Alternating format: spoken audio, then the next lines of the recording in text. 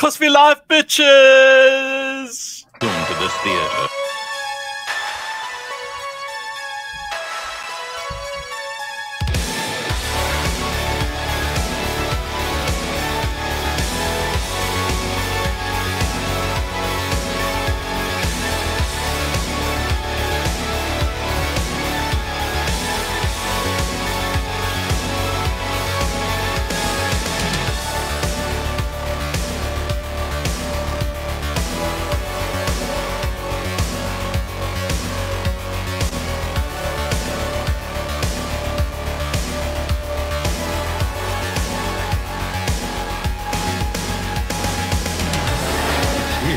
It's alive. It's moving. It's coming this way.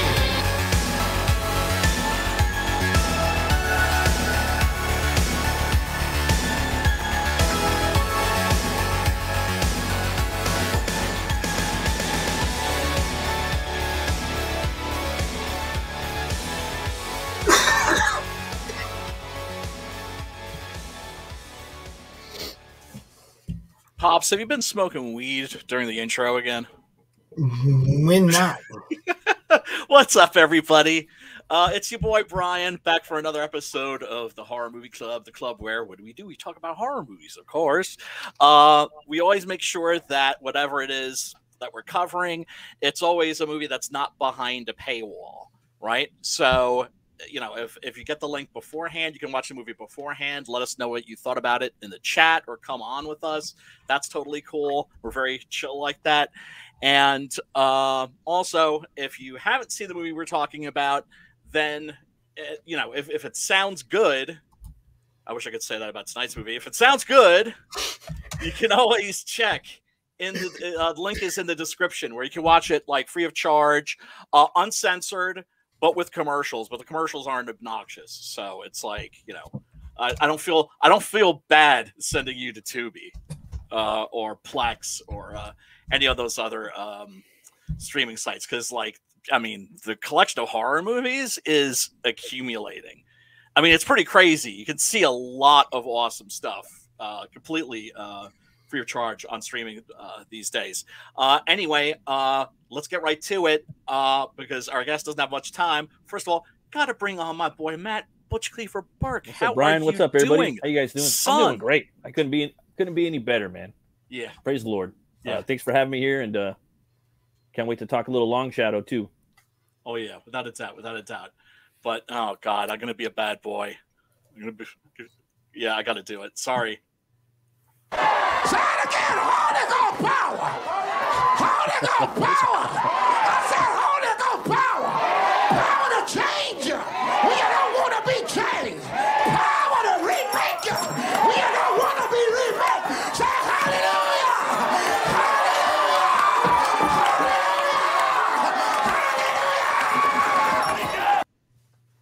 Hallelujah! Can you dig it? So hallelujah. Big hallelujah also to my man Pops, of course. Sup? Yeah, who's like running the show and making sure that the stream runs like a smooth, well-oiled machine. Yeah, But you know what? Tonight's movie, by the way. Oh, Pops, did you shoot the link to Heart? Yes, he's going to join us. Okay. He knows what's up. Okay, all right, that's cool. That's cool. He's watching right now, as a matter of fact. He don't want to step on Mike's time, so let's Okay, cover let's go. So we will be talking about Girl next, but first we got to talk to my boy Mike here. How are you doing, sir? Do you want to give people just a real quick introduction to who you are and what you do? Yeah, of course, man. First off, thanks for having me as always, man. You got it. So yeah, Mike Murphy, Chibi Comics. You know, we've been publishing books since 2010, and we've been a part of CG pretty much from the beginning, late 2018, early 2019. We've got Samurai and Dinosaurs, The Gods Fear Me under our belt, and in April we're going to be doing double fulfillment on Deepwell and now Long Shadow as well. Damn! So you're gonna have what, 4 books coming out? Well, this year? Yeah, well, this is our 4th book, and you know, while we're doing fulfillment on those 2 books, we'll be launching our 5th campaign, which will be Gods Fear Me 2. Oh, nice. Pinned to the top of the chat in the YouTube on my channel. Brian, you got to go do it on your channel. And pinned to the top of the chat is the link to Mike's book. You can go hit that link. It won't take you out of here. You'll still be able to scroll through that and still hear what we're saying. So absolutely, thank you. Absolutely. Is there a button I need to hit for that, Pops? Say what? Is there a button I need to hit for that so people can get the link? You'd have to go to your YouTube channel. I'd have to go to my YouTube channel. And there's 3 little dots on the side of the ones that you use to like wrench people. Yeah. Well, yeah, and you pin it to the top of your channel. Right. See? I just dropped a link right now so they could check that out if they want. Yeah. Thanks, Matt. Thank you. So, yeah, dude, tell people. I mean, first of all, The Gods Fear Me was awesome. Oh, I'm glad you enjoyed it, man. I really did. And awesome. Yeah. So I'm really looking forward to Long Shadow. Now, you're going multimedia. This is not a comic book. This is a novel. This is a pulp novel. This is a pulp novel. Yeah. Now, anybody who knows me knows I am a pulp man to the core. Excellent. Excellent. Yeah. So this is I backed it and really look forward to checking out my copy. Great, thank you, man. No, you got it, man. You got it. Here's the thing. I won't back somebody's book just because like they're cool. Do you know what I'm saying? I only back stuff that I'm actually going to read. You know. Right. Tell everybody what Long Shadow is about, because it's an interesting take on the high fantasy genre. Yeah, absolutely. So, as we've said, this is kind of a modernization of pulp as a genre. Like, I love pulp, and I kind of, of course, like comics kind of naturally evolved out of pulp, the pulps, but direct line. The format itself has largely kind of died away, with the exception of like light novels in Japan and stuff like that.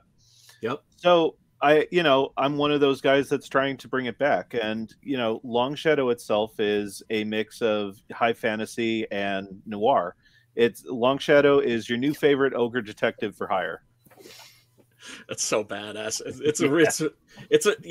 So it's got, I mean, does this have like a Raymond Chandler kind of a vibe? You know what I mean? Like, it's that there's a bit of with the mystery, there's a bit of the shadow in there. There's a bit of Conan and more Solomon Kane, but again, like in that wheelhouse. Massive Solomon Kane stan. Exactly. So yeah, it's there's bits of all that in there, just like with Deepwell.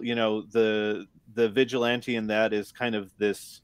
I hate the word, but he's kind of a amalgamation or pastiche of like every vigilante in fiction. So yeah, like there's a bit of everything that I like about the pulps in there. That's awesome. And tell us about the central character, because he's a really interesting sounding hero.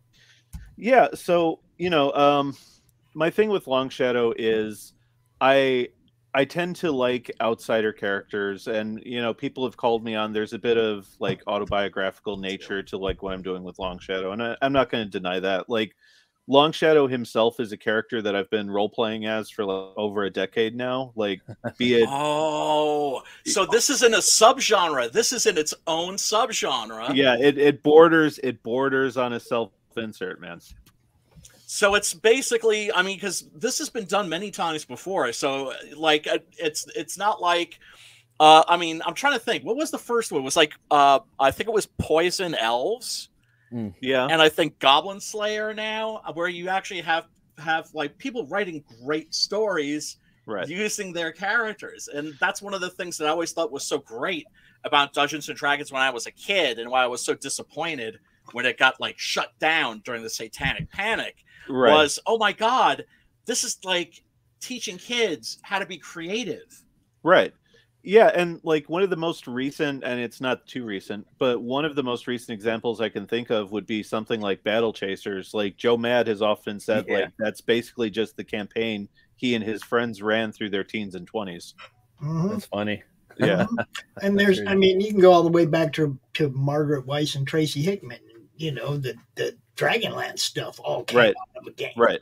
You know? Yeah. That's Actually, an interesting when I subgenre. first started playing EQ, our guild had a forum, and we had a running story where people would go add a paragraph to the story as the story evolved, right? So it was centered around a bar, obviously an inn. It's high fantasy, right? There's got to be an inn where everybody meets. Yeah. But that's where people would go to trade the stories of the adventure they just went on. Nice. Yeah. Dude, it was all interactive. It was awesome.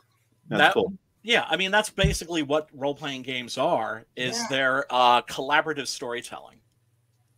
Exactly. Let me bring up your campaign. Sure. I got it. If you want to just bang, I can do that. Thanks, Pops. There you go. I am out of sorts today. I got you. Out of sorts. Thank you, brother. Let's go over the tiers really quickly, dude. All right, let's do it. Swag bag. Get the swag bag. I got it. Yeah, that's what you want to get, people. This is something I talked to Mike about the very first time I talked to him. I said, map. You gotta have a freaking map, dude. You gotta have a map. You have to. You have to. It's every book you've ever read that has a map at the beginning, every town or landmark that you come to in the book, you run back to the beginning of the book where that map is to see if it's on there. Yes. I second that, Pop. Dude, gotta have it. It's an old high fantasy tradition, and what can I say? It freaking works. Yeah, and you know, like when I put the original art up for the map on the campaign, it was one of the first things that sold. So people like their maps. Yes. Yeah. Yeah, they do. Yeah, we do. Got the digital edition, $15. Because oddly audio enough, book as read by Mike. That's another new one. Yeah, I'm gonna have to get that one. I'm gonna have to get that That's one too. another new one. Yeah, and so also Mind blown. That's a cool idea. Thank you. So for people who back the book physically or digitally, I'm going to be tossing in a copy of the audiobook on the house. Nice. Yeah. The tier is specifically for just people who are interested in the story, but like just aren't big readers, you know? Right. It's brilliant. Oh, I love audiobooks. I think that they're very underrated, you know, that there's this attitude like, oh, you have to listen to books, you can't read them. It's just I like it when they actually use like voice actors for each different character. Dude, the world it turns into a show. I'll never stop talking about how much I love the World War Z audiobook. It's amazing. Right. That's amazing. I mean, because you know, the movie, you know, they just bought the rights just to have the title. Right. The movie has nothing to do with the novel. And that Henry Rollins in there as like an ex-SEAL bodyguard. They had Mark Hamill as a Marine. That Jürgen Prochnow as a German soldier. Right. So, it's amazing. Because each chapter is, you know what? I'm going to shut up about World War Z. We're supposed to be talking about Long Shadow here. God damn it! No, but I'm a big fan, man. Like, I dig radio plays too. Like the stuff that the BBC pumps out every once in a while is incredible, man.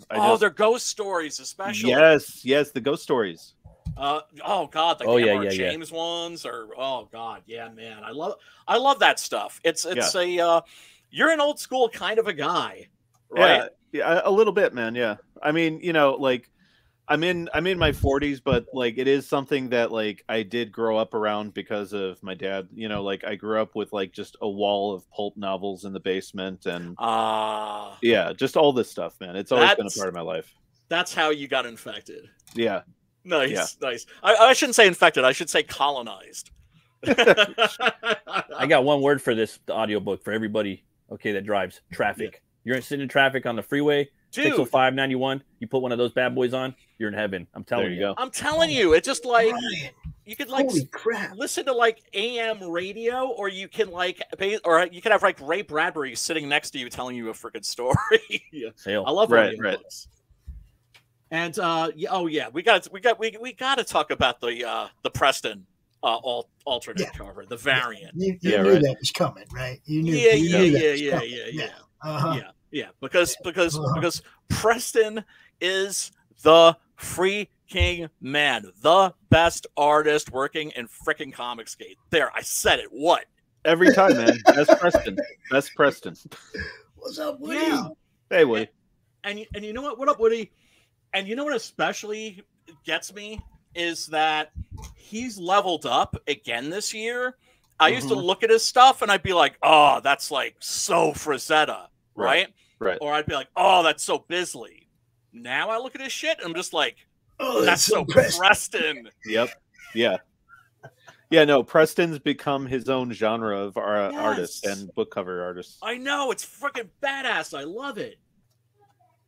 Look he at definitely that. has his standout moments. And so this is going to be the cover. Just these pencils. Yeah.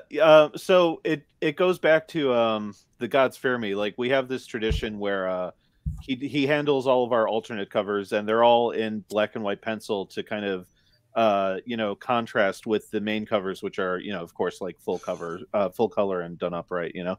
How does he do that, man? I know, dude. The only direction I gave him, like, I told him I wanted the cover to feature red locks, and I just said, just go full Frazetta. That's all that I said to him. Man, he did you one better. He went full Preston. He went full Preston. Fuck yeah. Oh, man. Oh, I love that dude. But also, we can't forget there's also another variant cover by my boy. Yep. The one and only. Simon Sim Poitier. Yeah, this was originally just going to be a bonus pinup for backers, and like, he started playing around with coloring it, and I was like, dude, that would look good as a cover. And he was in his Canadian accent, he was like, well, fuck it, I'll just do it then. I'll just do it then. This is why Preston and Sim are the men. Okay, I love those freaking dudes. Yeah, they're the best. Oh shit. And yeah, man, and Sim's another one, man. Like, since we started this whole thing, like, I've loved watching him grow and evolve as an artist. Oh my god, Dude, it's my favorite thing. Day. It's one of my favorite things about being part of the scene is seeing people level up. And Sim is another one of those guys. He's leveling up. It's so freaking exciting. It is. I love it. It's like, when I was a kid and I was reading like the old Daredevil comics, and this guy Frank Miller took over the illustrating duties, and he was aight, but as he progressed, you saw him become Frank Miller. Right. That's what we're watching with these dudes. Yep. Right. And there's that famous story about Frank Miller. Like, he goes to John Byrne and, like, he's talking about his run, and John Byrne's like, you're the noir guy, so be the noir guy. And he told him to basically light the Kingpin. So that famous shot of the Kingpin lighting the cigar. Is all because of John Byrne.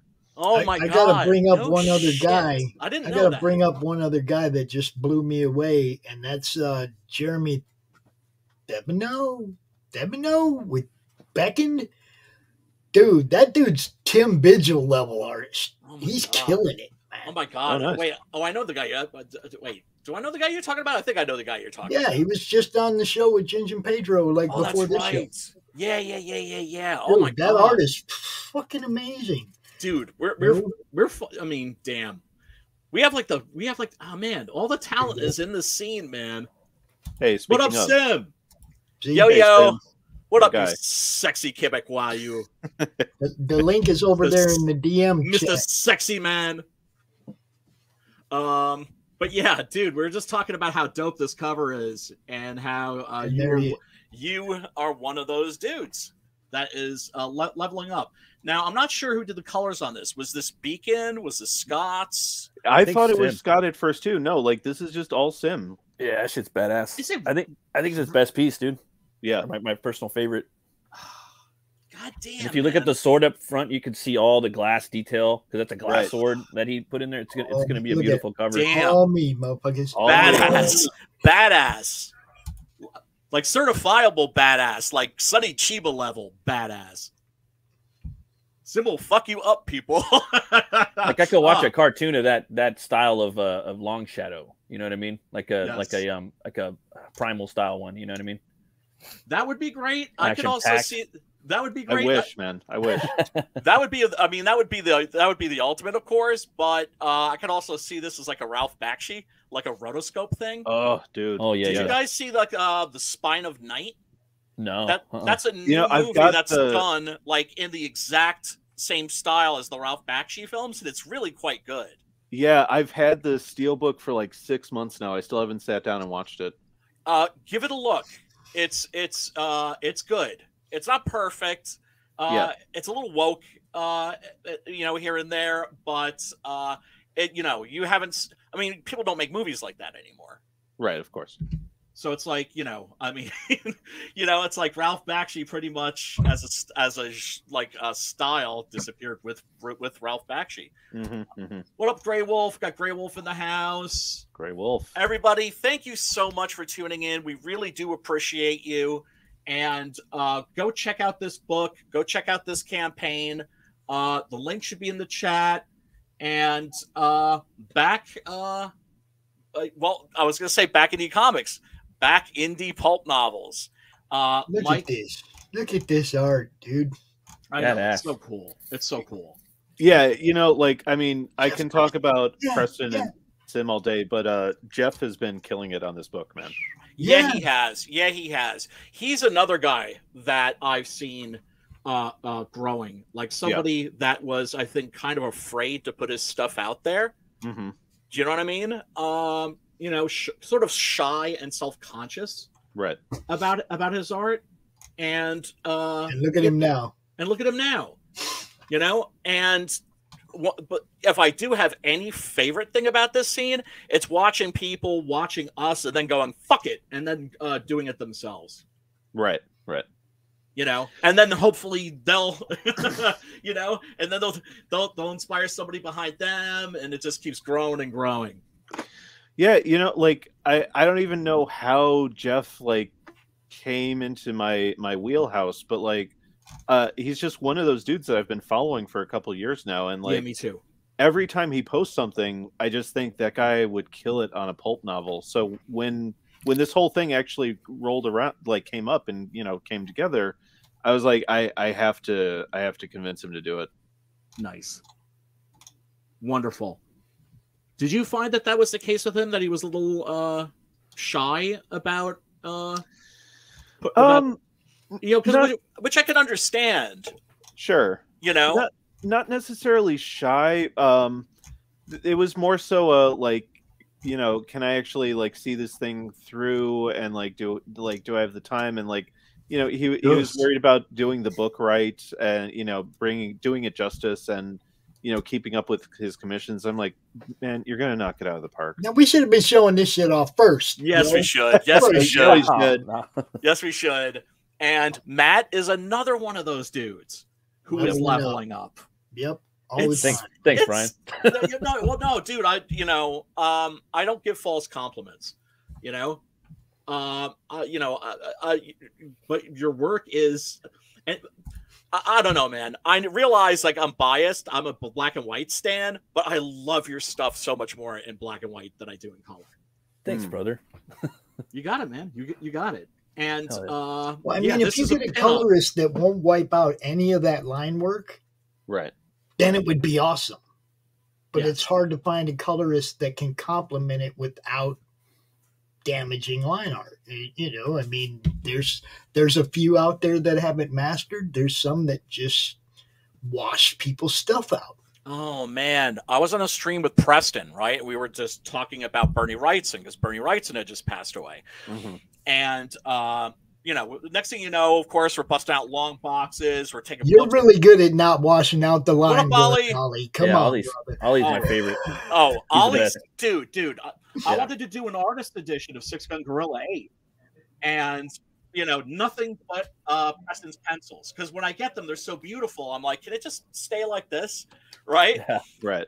And then Ollie came in and he laid down absolutely beautiful colors and preserved every single. That's pencil. What I'm talking about. That's a colorist. The guy that doesn't wash out your line work. That's the dude. Well, that's the dude you want doing your colors. Exactly, because it's not right. He doesn't make it about him, right? And Ollie's that kind of a guy, because when he got Dario's pencils and inks for the Cryptinals, homeboy's the colorist, and he was just like, yeah, no color. Right. Right. Like a great colorist knows. What's up, Cam? When to you don't want to damage it. And you want to make sure, of course, that the artist that you're working with, when you're a writer and you're working with an artist, it's always best to let them pick their colorist. You know, right? Don't outsource that shit to somebody outside of their circle, because generally speaking, they're going to have somebody that they really feel doesn't step on their art. But yeah, he had this beautiful hardcover book of Bernie Wright's and stuff, and on one side of the page, on one page, there was a illustration by him, and just the pencils and maybe inks, and then on the other side it was colored, and the colorist just like basically puked all over. Oh no! A beautiful, gorgeous Bernie Wrightson art. And see, that's the whole thing. Sometimes back in the day, you never saw the pencils. Yeah. You didn't see any of that. What you saw was what you got in the book. Yes. Okay. And then 20 years later, you'll see somebody who bought that original piece of art is posting it, showing it off, or selling it or something. And then you're like, damn. And you go back and look at the book, and you look at that piece, and you're like, man, they fucked that up. Yeah, it's very common. Even inkers sometimes, man. Like, you go back and look at, like, especially like a lot of the Silver Age artists, you look at they're just bare bone pencils compared to like some of the ink work, and you're like, oh no. Okay, so the pinup tier, is this a poster, or is this an original work of art? It's the original art that Matt worked up for us. Oh, dude, you should specify that, because when I was looking at this, I was like, oh, it's like a pinup for $100. All these, the Barra Clone Speaks is up here. Yeah. I was kind of going through slow and highlighting the piece next to the tier. Mm-hmm. But then when I got to the matte tier, I was like, wait a minute, where the fuck is the matte art? And I had to scroll way down there to find it. But yeah, we were here at the Beer the Crone original. You got the demon, the Lashley demon, a moon. Love that demon. Yeah, I know. Jeff is really good. Yeah, then when I got to Matt Burke, then I had to go find it, you see? So I got like... Yeah. Discombobulated on my scrollage, but we know where we're at. We got some good stuff. Yeah, man, without a doubt. So $100 for an original piece of art. Mm-hmm. That's fantastic. You can't beat that, folks. Yeah, the Crone was 80. The Demon, the Jeff Lashley piece is 80. Yeah. So Prince Mecco Strikes. The Jeff Lashley piece is the actual art from the book interiors, and they're about, like, he said they're between like 5 and 6 by 7 or 8 inches. So and then you had that bundle. And then there's that bundle right there that nobody claimed yet. Damn. Damn. That's fucking the Preston last... sketch cards? Oh, that's the last one. Yo, $75. Bitches, what the hell? Get on that shit. It's like, I would get it right if now. I was a broke ass bitch, I'd be all over that shit, like stink on rice. Now number 2's gone. Okay, there is stuff down here that's sold out, obviously. There's too much good stuff here not to have some of it be gone. But look, that Preston cover's still there. That cover right there. Oh my God, $400. That's a cover you put on your wall. Like, if you got any bachelors watching, that goes right in your living room, right over the fireplace. I know. Like, look, I'm not gonna lie. Like, I want it to sell for the sake of the campaign, but if it doesn't sell, I'm totally considering buying it. Oh yeah, totally. Like, if it doesn't sell, he's like, oh, I'd have trouble for it. I would have trouble. I would have trouble parting with that. Well, it doesn't even have to, like, even without the book itself. I mean, I'm just saying, like, it's a beautiful piece that, like, you could start a conversation. People are always talking about convo, wine party pieces, charcuterie parties. But that one just pretty much like the Bisley piece I had on my Tales from the Adverse 1 campaign. Oh, what up, Sim? I'm not displeased, and I'm keeping it. What up, Sim Dog? Good to talk to you, brother, man. How are you doing? Sim. I was just waiting for a moment for me to slide in and say something. Hell yeah. Yeah, we were talking about your little scribbles, your crappy little all variant cover. Yeah, no, it's man. Check this out. You talking about colors? Yeah. What? Oh shit. Let's see. See? Oh yeah. Is this you? Mm-hmm. Damn, Sam. Look at the lines, people. The lines. Yeah, that's all me. The lines are all there. Even when where there's almost full black, you see the green going through the line. I'll show you guys something else. You know what I mean? It's That's like fucking awesome, dude. Ding, That's ding, ding. awesome. Level up. It's so cool. Oh man, I can't wait to get this shit, man. That's gonna be Check this great. out. It's opening. Oh yo. Oh, duder. That's a villain, right? Mm-hmm. Yo. He's like, I think he's my favorite character in the Natverse. You don't even know him yet. Nah, I mean that's how I'm a visual guy, dude. You know, like, And here's the boss. Oh, there were you people go. who were like Darth Vader fans before Star Wars was even released. You know what I'm saying? That Right, shit right. happens. Right. you know, True. You know? This is what I'm working on right now. I'm working on the So lighting. cool. That's so cool, dude. Oh hell yeah! Oh, yeah, rim Hell light. yeah. Nice. Mhm. Yeah, because right now, like, I'll show you the previous page. Little. Where is it? use Photoshop to color. Yep. Because it's A lot it's of way, people do. A lot of people do. yeah, still. because it's way easier to keep I the do. track of the colors Yeah. for CYMK. Yeah. See who Just comes keep back. hitting Control Y back and forth. Oh. So this is all you, Sim? You did all the colors here? Yeah, that's Blood Dude, Brothers too. I That's all think- me. Look, I love what Beacon does. Scott's is a beast, but I think I like your stuff best when you do it. Really? Yeah. This is the one thing I was going to say. Somebody who does color their own, somebody who does color, and when you're coloring somebody else's work, treat it like your own. Yeah. And I'm mostly working on this. Oh yeah. This is the. That's the kind of result you'll get. That's what I'm saying. this- Sim really, he's really good at showing us what he's trying to show us. Yes. Right. so Yeah, Do you see a um, resemblance between those ship and those bots? Don't ask, but there's a resemblance, right?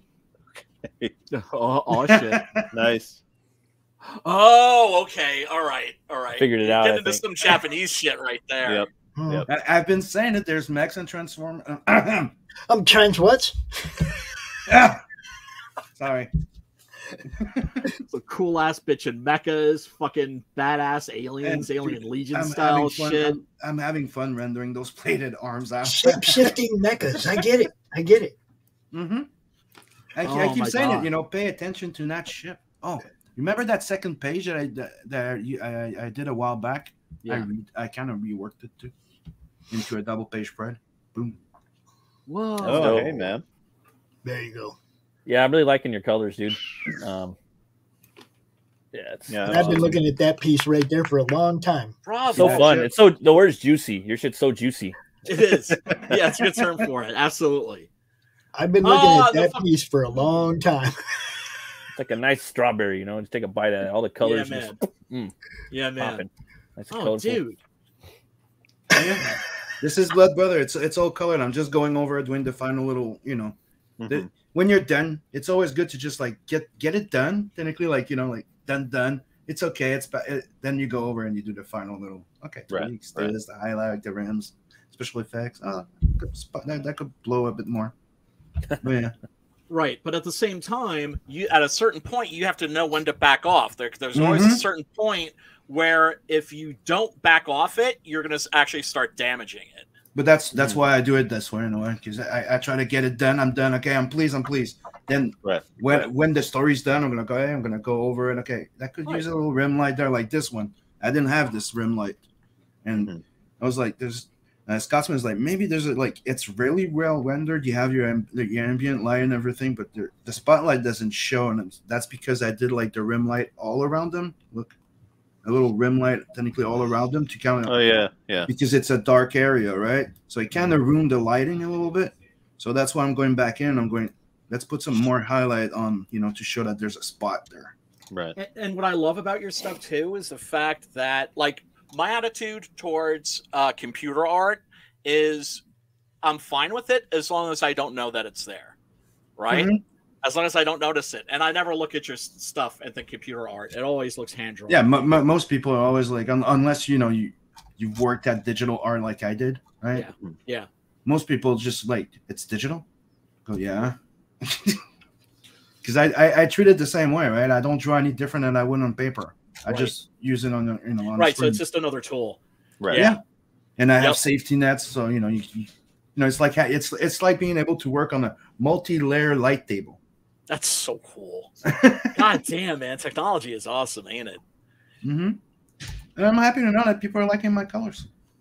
Oh, very much so. I mean, you know, I don't know how everybody else feels, but just personally, I think this is.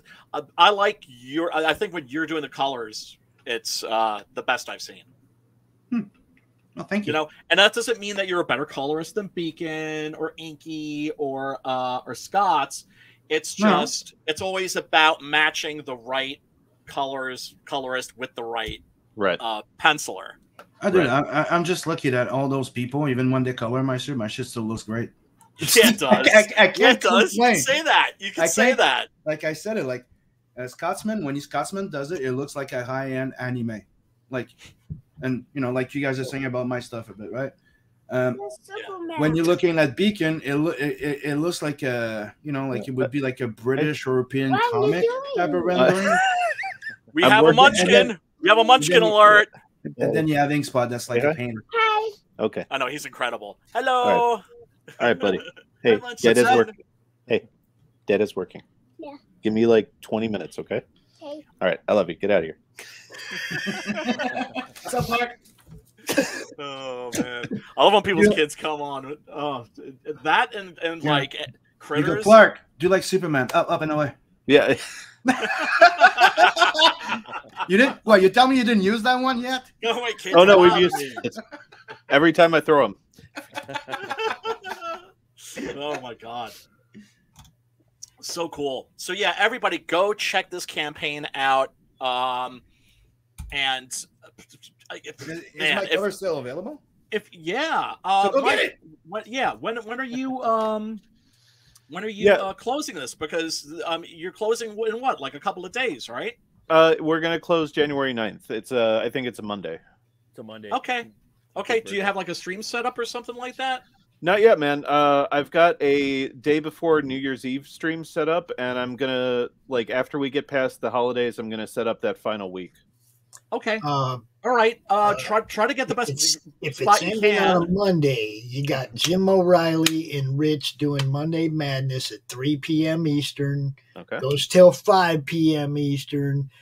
But if you got to be a little later than that, we can always figure something out, dude. You know, last couple hours is really important. So don't forget the morning roast is back, Mike.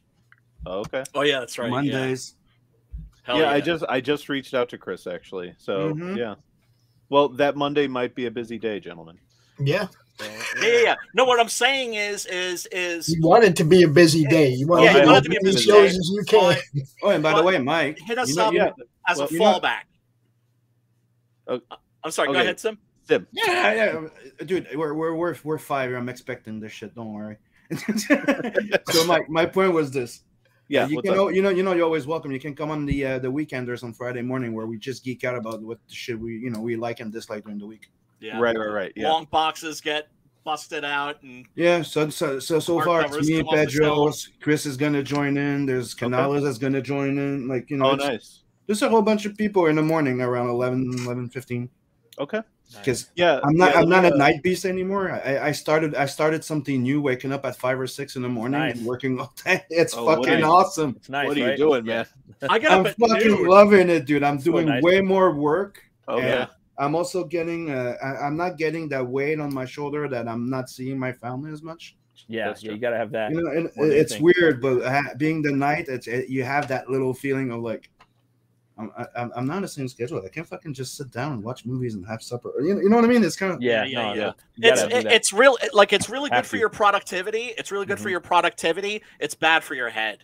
Yeah, yeah. I think like Clark's about it, like less than a year away from starting school, and like I think once he's in there, I think we're gonna like reset our entire schedule, because right now we're still in that zombie mode. Like bedtime for us is like 4 a.m. Yeah. Well, that's like oh man, yeah, that's brutal. Oh man, I got into that bad habit because of Scotsman. Yeah, I'm blaming Scotsman. Oh yeah, the joke is this, because he's 3 years behind me. Yeah, 3 years, not 3 hours behind me in his in his time zone. So you know, for me, 12, it's 9 for him. So sometimes I used to be up till him 3, me it was 6 in the morning, and I'm like, okay, fuck. Dude. I was doing that. I was on that schedule for like almost like 2 years. Like, right? That's what I just did. Yeah. Because when my mom got sick, you know, at night she was like, she had sundowners, so she turned into like a little Energizer bunny, right? So I'd be up all freaking night. But right, and then after, you know, she passed away, and then I was just stuck there, right? It's not like I had like a day job because I had to quit it. If I don't have classes or a day job, my ass is not going to bed at like a decent time. I think midnight's cool. Like, go to bed at midnight and get up at 5 a.m. I think like you can train your body to about 5 hours of sleep. Get up, and then that first hour, like to 30 minutes to an hour, just work out. You know what I mean? Exercise, and then start doing all your jazz. You know what's the best part out of this? It's on the other schedule. It's like, fuck, it's already 6. Fuck, it's already that. Fuck, time just goes by fast. Yeah. Now with the other schedule, it's like, it's just that. It's just 11. Oh, right. Hey, it's just 3 p.m. Fuck. You're trying to find your footing. You're like, oh, cool. I did so much today. What the hell? Yeah, I know. Yeah, I know. It was great. It is. It does. It does. Definitely. When I was all out of sorts, all off my meds, dude, like I lost like a month and a half basically of like productivity, and now I'm just like. I colored 20 pages in 2 weeks. Damn. That's incredible, man. That's amazing, dude. Yeah, that's a lot, dude. That's the hard. In some ways, that's arguably the hardest part. It's pretty hard. I mean, all the flatting and everything. Like, Jesus. I hate flatting, man. I hate flatting so much. Dude, I got it down to a little T now with Clip Studio. Clip Studio has a great fucking paint bucket tool with a reference layer. So when you put your black and whites in a reference layer, and you start doing your paint bucket between the lines, so all you have to do after that is go in and do the fill-ins. It goes freaking fast. I really got to get on Clip Studio, man. Yeah, no shit. Yeah, like I do my flat, then I ship that to PSP. I just do like all my flats in Photoshop and all the finishes in Photoshop too. So it just takes forever, man. You know what? Yeah. Let me just show you something. Let me just open a freaking random page here.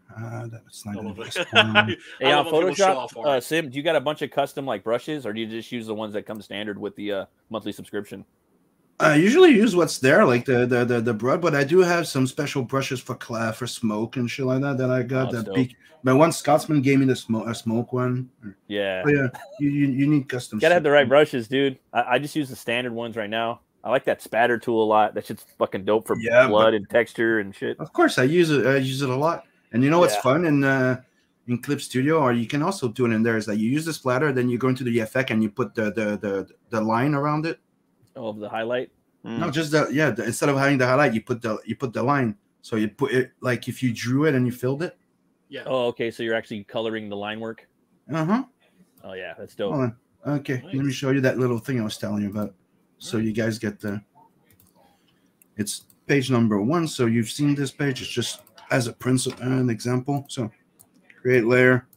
I'll put this in reference, right? Yeah.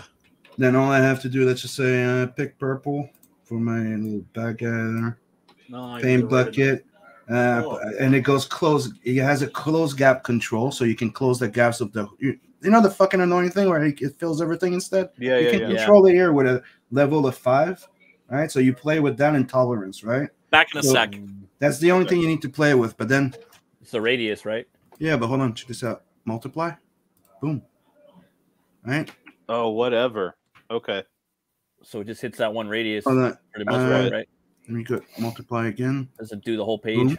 So I go back on this and then took. So, and you can just leave your finger on it, right?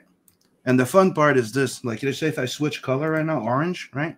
And I want this to be orange. I click on it, leave my finger on it. Anything that's purple will turn orange. Now what? That's nice. See? Right. That's pretty good. The only thing is, when you turn it off, you're going to see that there's the spaces, but then you go in with the quick lasso tool here, which autofills.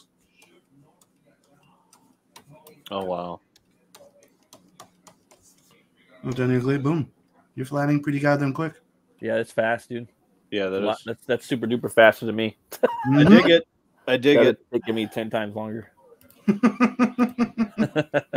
It's a great tool. Like you play with that closed gap bucket thing, and once radius, and sometimes once you're all done, what you have to do is create another layer underneath, and you go do the fill gap type of thing. You know? Yeah. Yeah, it's just a little something I practice because, dude, I hate it flat. Yeah, no, it's horrible, dude. And it's like some of these books we need colors, you know, like it's like for most of them, you know. Your colors looking dope too. Well, thank you. Yeah, I had tips from the best. Yeah, no, and I love all like what Beacon's doing and Scotsman. All your colors, they all like flow seamlessly throughout your Natverse books. Mm-hmm. Yeah. But you know, Scotsman is retiring from coloring. Okay. Yeah. Really? Oh, really? Coloring big stories, like.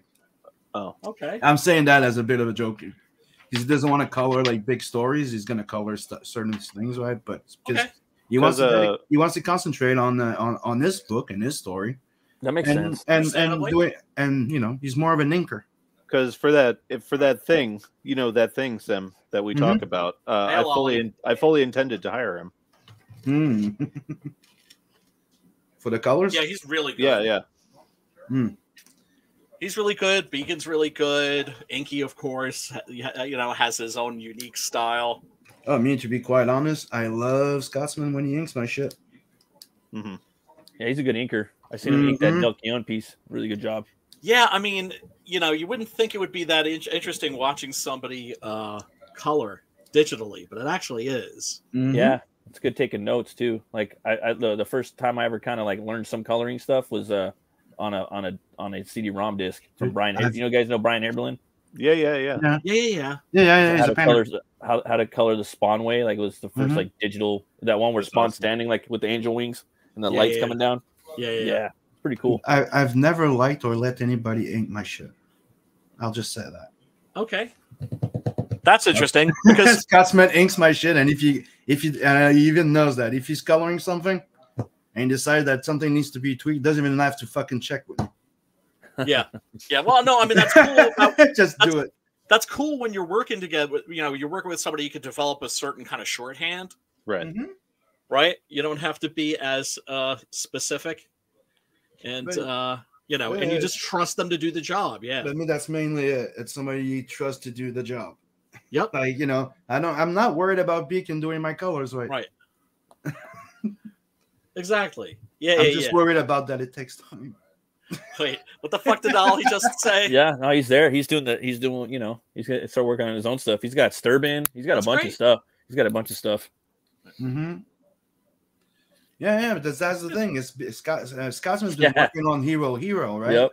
And for the Inkslayer project, and you know, he wants to be able to work on it. And so far, I'm laying it out. He's doing the finished art and the colors.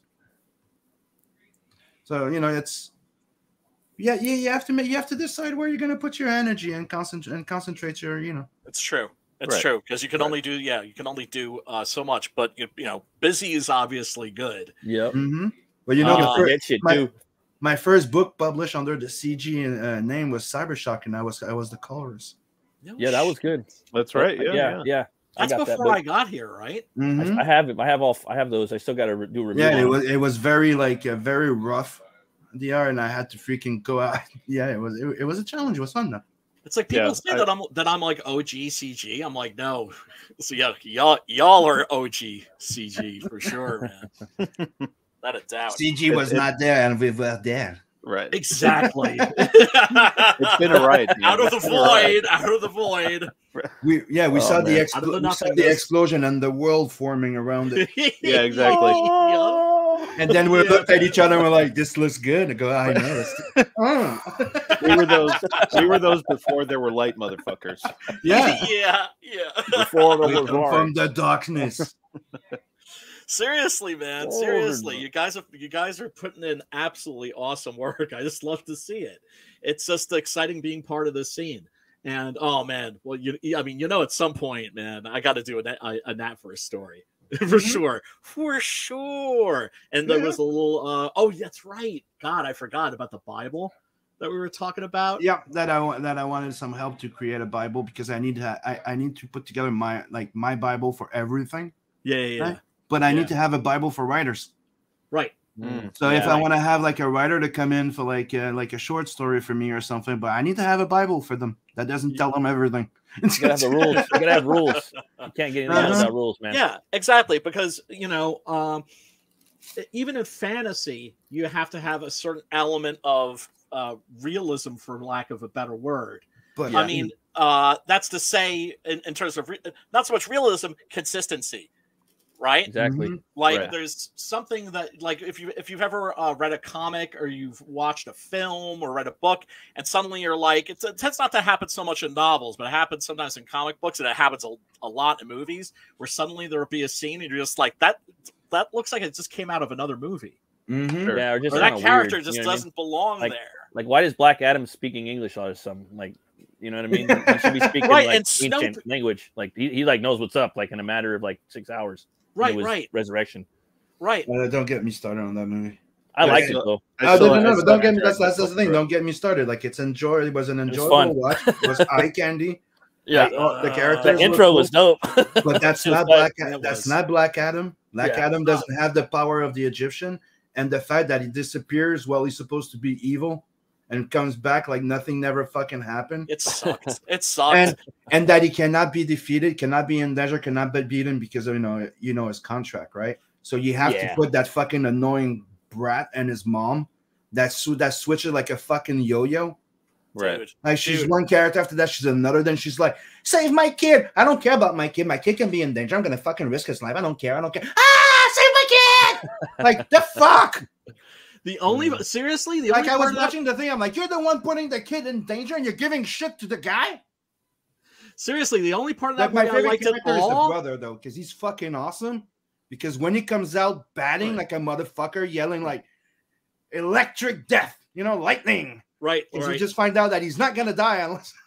Right. It was fucking awesome. Yeah, exactly. I love listening to Sim get pissed off about films or whatever. I love it. I know. Well, it's So passion, man. It's passion, And my kids liked it. Oh my god, man! I was like this though. My son, like, he was digging that shit though. I mean, for it's for a enjoyable, young, but story-wise, it's eye candy. There's some eye candy. There's some comic booky shit in there for like a younger one. That's the part that I liked. That's when what I liked about it. Showed up, I watched it twice. I ain't gonna lie. Like when the JSA showed up, I was just like, okay, well, it's not the JSA that I wanted to see, but it'll do. Let's go see him Bond. Put on the helmet and and the fact that they were leaning into the goofy side, the corny side of the DC universe, right? The one Dr. Fate died is stupid.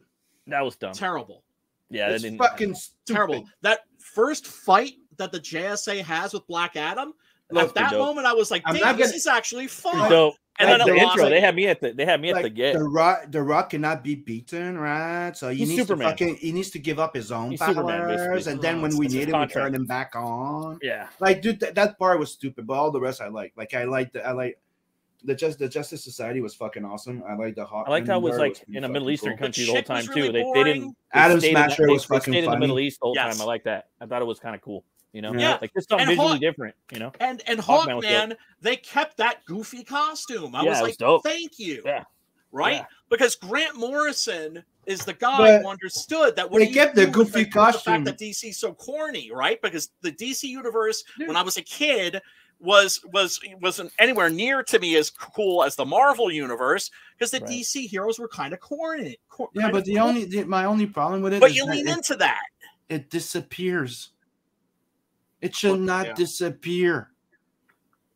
Like you're supposed to have the costume, but the best is like, come on, leave pieces of it, like shoulders. Oh yeah, when he's walking with the retractable wings. He's just fucking jumping and like he's like that was the Falcon. He's in his fucking pajama and then like, what the fuck? Did you just go fucking Power Ranger on me? Yeah, I didn't like that either. It's like it comes on. It's like go Power Rangers. Yeah, they come out of his butt or what? He just like and then the last half hour, it's just another fucking like the bad guy. Hey, we established light show.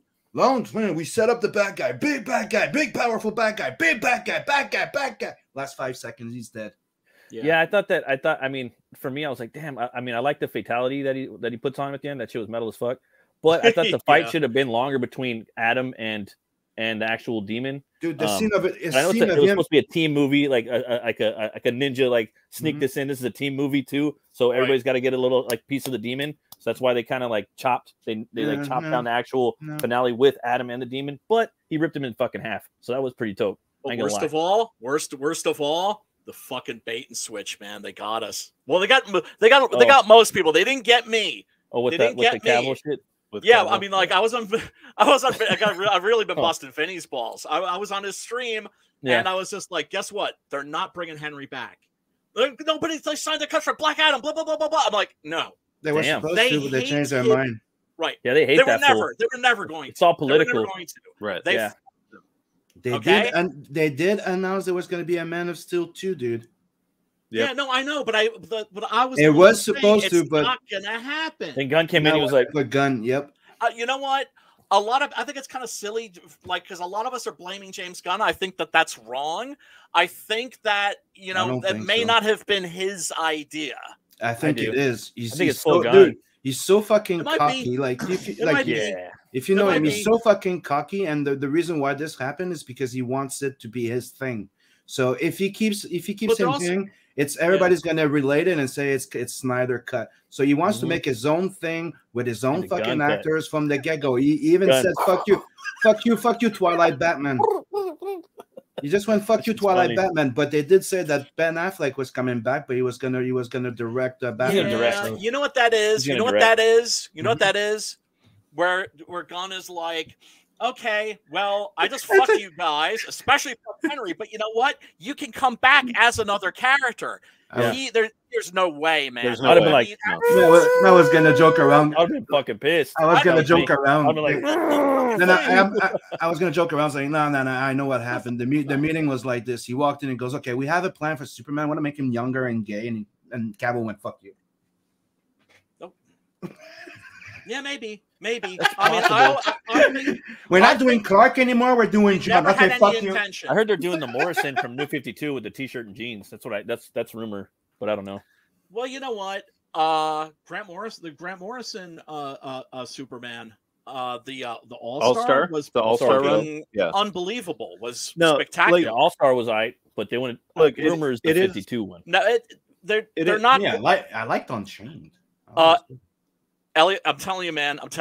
Like I called it that they were gonna screw Henry Cavill over, and I'm calling it now. The next Superman will be Elliot Page. All right, man. I mean, a little. It is what it is. Like, look, in theory, no, that's gonna be Batman. Right. In theory, I understand what they're doing. Look at those pecs. Yeah, man. they look like the Schumacher. Well, no, wasn't that Schumacher? Schumacher. Yeah. It looks like the Val Kilmer chess play. Yeah. Nippelmacher. Yeah. And I mean, it's not like we're hating on trans people, but this, you just know that they're gonna do something really, really, really woke. Dude, at this point, it's fair. They hate us. Very good. Yeah. Well, I was gonna say that's what that was too. It's not just that they hate Henry Cavill. They hate us, and it was a way to tell us we hate you. And all I'm saying is Chris Pratt is next. Right, we were talking about. They don't like him either, man. They're coming after him for sure. They kicked him. They did everything to kick him off the fucking Gears of War project that he was kind of like trying to be in, and everybody wanted him to be in there, but Do you think that they tried to cancel him from fucking Super Mario?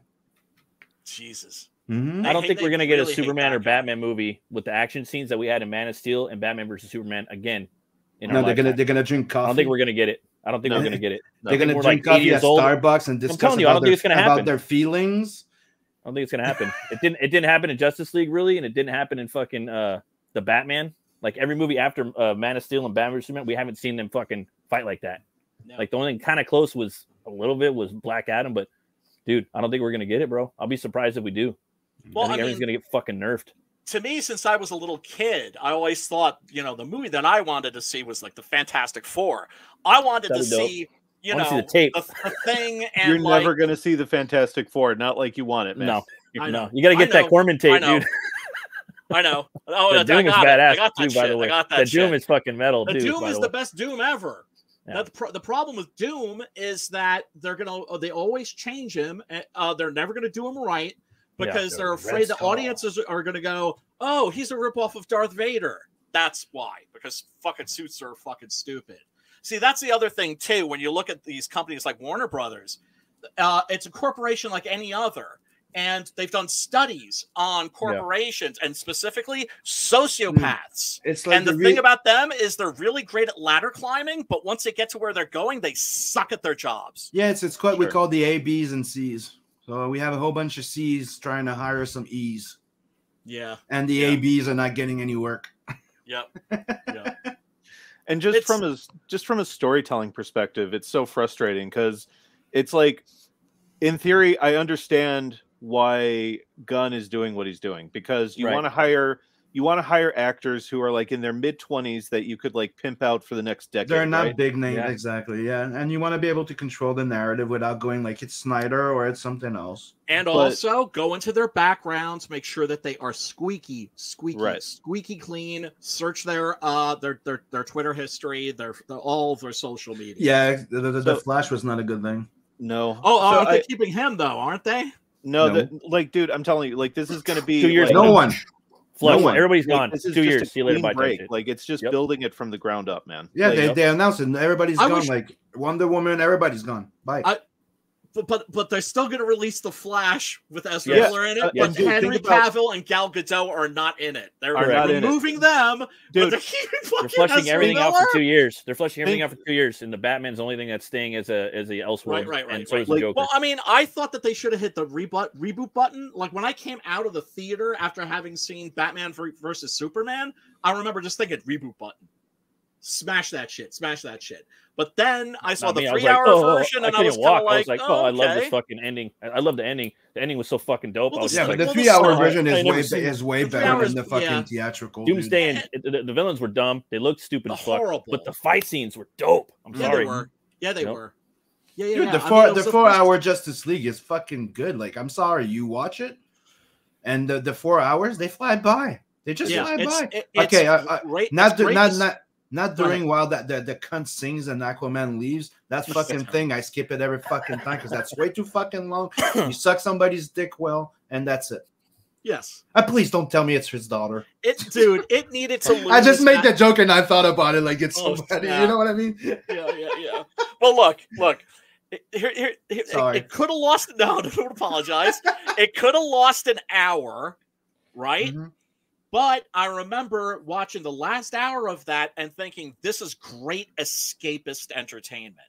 Sure. Yeah. Like, I was like, it was the first time I was watching a superhero movie in, I don't know, 10 years, and it was actually having fun. Remember when you saw the fucking Justice League movie, and you're like, why the fuck is that picture? And then you see the ending of fucking Snyder Cut with the Flash, and you're like, how the fuck did somebody think of removing this shit? I know. Right. I know. Like the fuck. Like, yeah, for the record, I thought that the Justice League was okay. I thought it was. I mean that beginning scene that he put in there was dope as fuck. Where it has him fighting that thug on the roof from Manhunter, that actor from Creepshow 2. Dude, that shit's fucking credit where dope. credit's and then due. they took that out of Snyder Cut and like, where the fuck is that dope ass scene that we didn't put in? I was pissed. I know. I thought it belonged in there too, or would have been great. You know, dope. That was from the Justice League War cartoon they put in. Yeah. Snuck it Dude, right in there. and also seeing Batman on a water tower, you never fucking saw dope. that shit. No, that's what I want to see. We have a guest. We have a guest. And he's probably pissed off that we're not talking about the movie that he recommended. What up, Hart D. Fisher in his house, people. Why would I possibly be angry about you talking about cool horror stuff? It's not all about me, guys. It's not all about me. We get it. I know. I'm just busting your balls, brother. But yeah, we should actually discuss tonight's movie at least a little bit. We're only an hour in. Yeah, only an hour in. By the way, 3. Everybody who's hanging out, thank you so much. We really do appreciate you. Smash that like button if you can. That's basically that tickles the algorithm's ass with a feather, and we do appreciate it very much so. So last week, Hart was on, and his book got funded on our stream, and we all did the Vanilla Ice dance, and it was awesome. Where's your campaign at right now, brother man? We're like at 2,100, so we're all set to go, and then we're going to be getting into band, and I'm just waiting on my introductions to come in from David Hayes and from Ethan Van Sciver, and then I'll be ready to take this puppy to print. Hell yeah. Hell yeah, hell yeah, hell yeah. Yeah. Because, this isn't a new day at the rodeo for me, guys. I mean, I'm a 30-year veteran of print products and no DVD shit you are. Packaging, and I worked at an advertising company. I worked in adult films. I did slip cases, DVD cases, Blu-ray cases, lots of smut. Yeah, boy. Smut.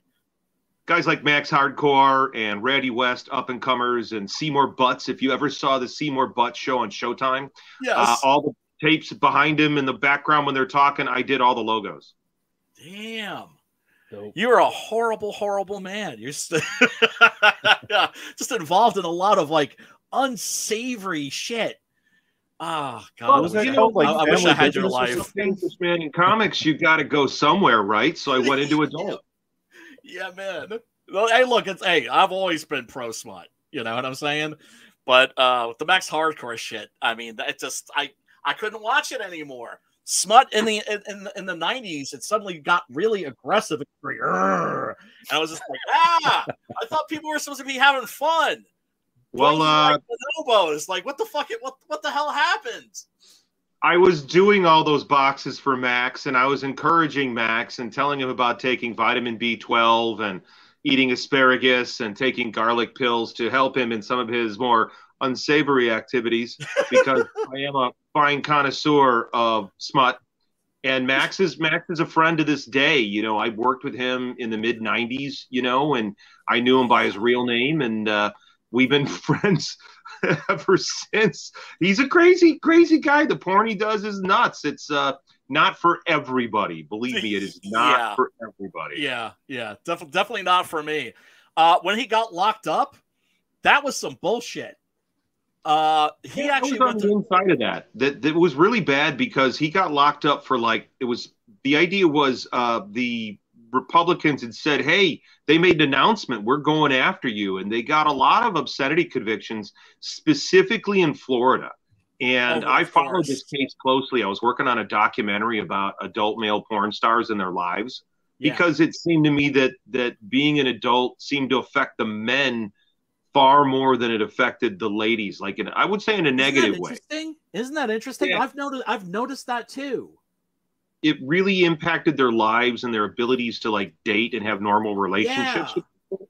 Yeah. And so Max was somebody I knew for a long time and worked with. So we were right there interviewing him, and I've got these interviews from right before he had to go into prison. So I was aware of a lot of his legal defense and what was going on and how the judge had given the jury specific instructions. It seemed like they were hell-bent on getting this conviction, because I worked with Max went to jail for obscenity. Rob Black, who I was working with, went to jail for obscenity. And then Michael Diana, whose work I published through Boneyard Press, went to he got convicted of obscenity. Hey man, I was there with Mike Diana day one before he got famous. I was getting shit in the mail from that guy. Mm-hmm. Yeah. And the video that he did, Baked Baby Jesus, and all that stuff. This was during the whole misanthropy chic thing of the 90s, Jim Code and Answer Me and all that stuff. I was balls deep in all that shit. I've had drinks with Jim Goad. I was there for part of the Angry White Male tour that Answer Me did with the Satanist dude from Chicago, and it was a total utter debacle, and Mike was a part of that. When they came through town, they stayed at my house, stayed on my couch.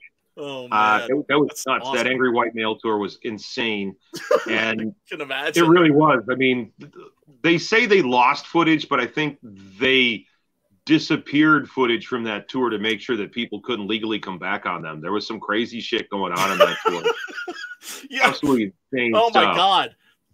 You have to love it when people do criminal shit and film themselves. Ryan, just a heads up, if you're checking private chat, Yes. Mike said he has to bounce. So Mike, hi. Thank you so much for hanging out, brother, man. We really do appreciate you. And before we sign off later, we will remind people to go back Long Shadow.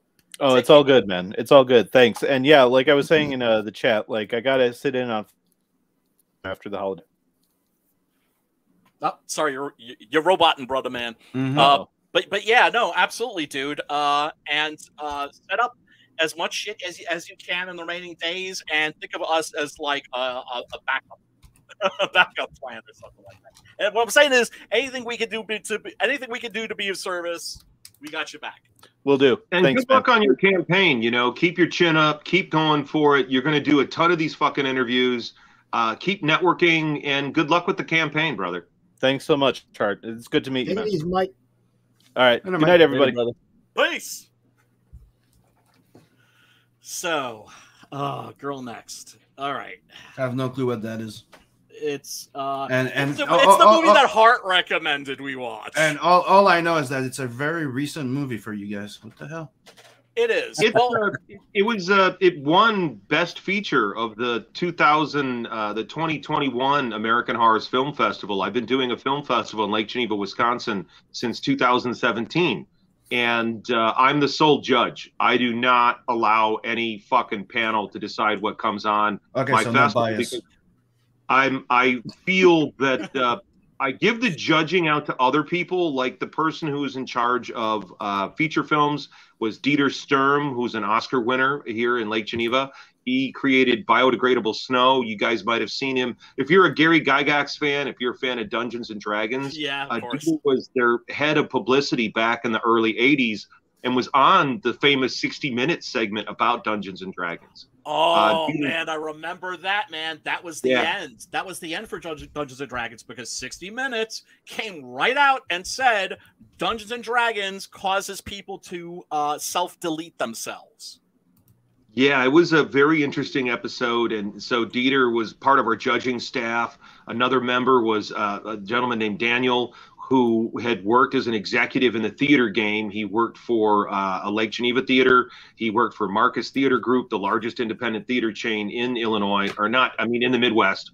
And he also worked for the Imagine Theater Group, where we did our festival. So I felt these people brought a professional angle into the judging process instead of somebody's mom or some fan or some local horror host. These are professionals that work in the business. So I would choose the films that went in the festival, but I had outside judges that came in and they made the decision of what was best. And I didn't interfere with it at all. You were curating, but then you had a jury system like they have like at the Cannes Film Festival, that kind of a thing.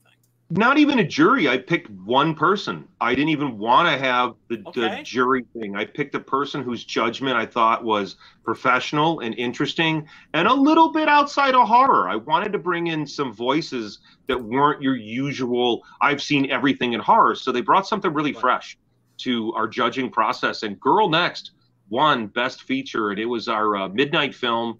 And this movie looks fantastic in 4K on a big screen.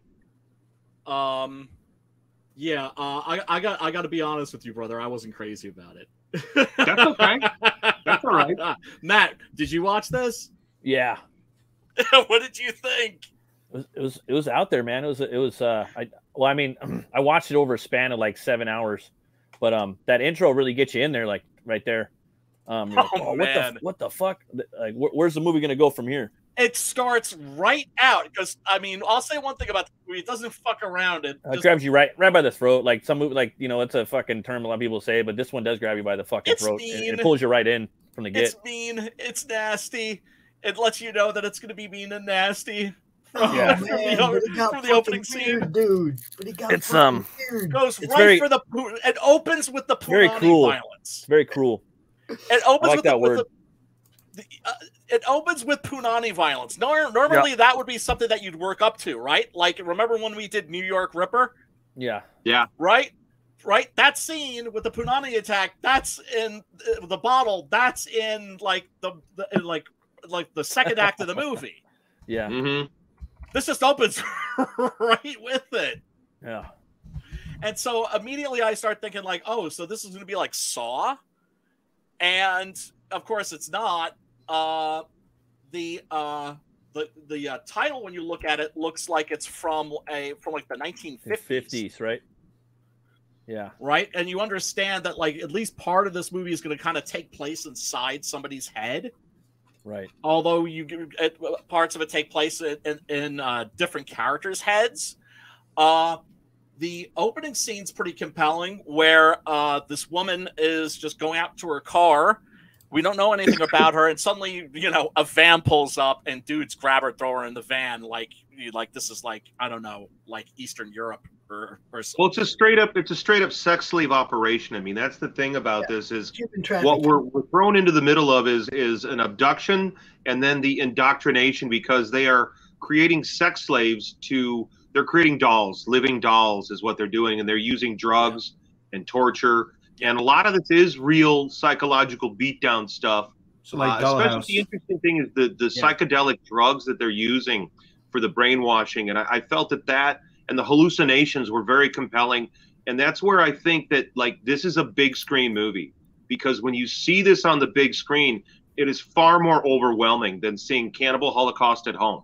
When you see Cannibal Holocaust on a big screen, it's got far more impact. And this is a film that I found had a lot, like, I feel a lot like how you guys feel. Like, I was a little underwhelmed when I was watching it on a TV at home in my safe little living room.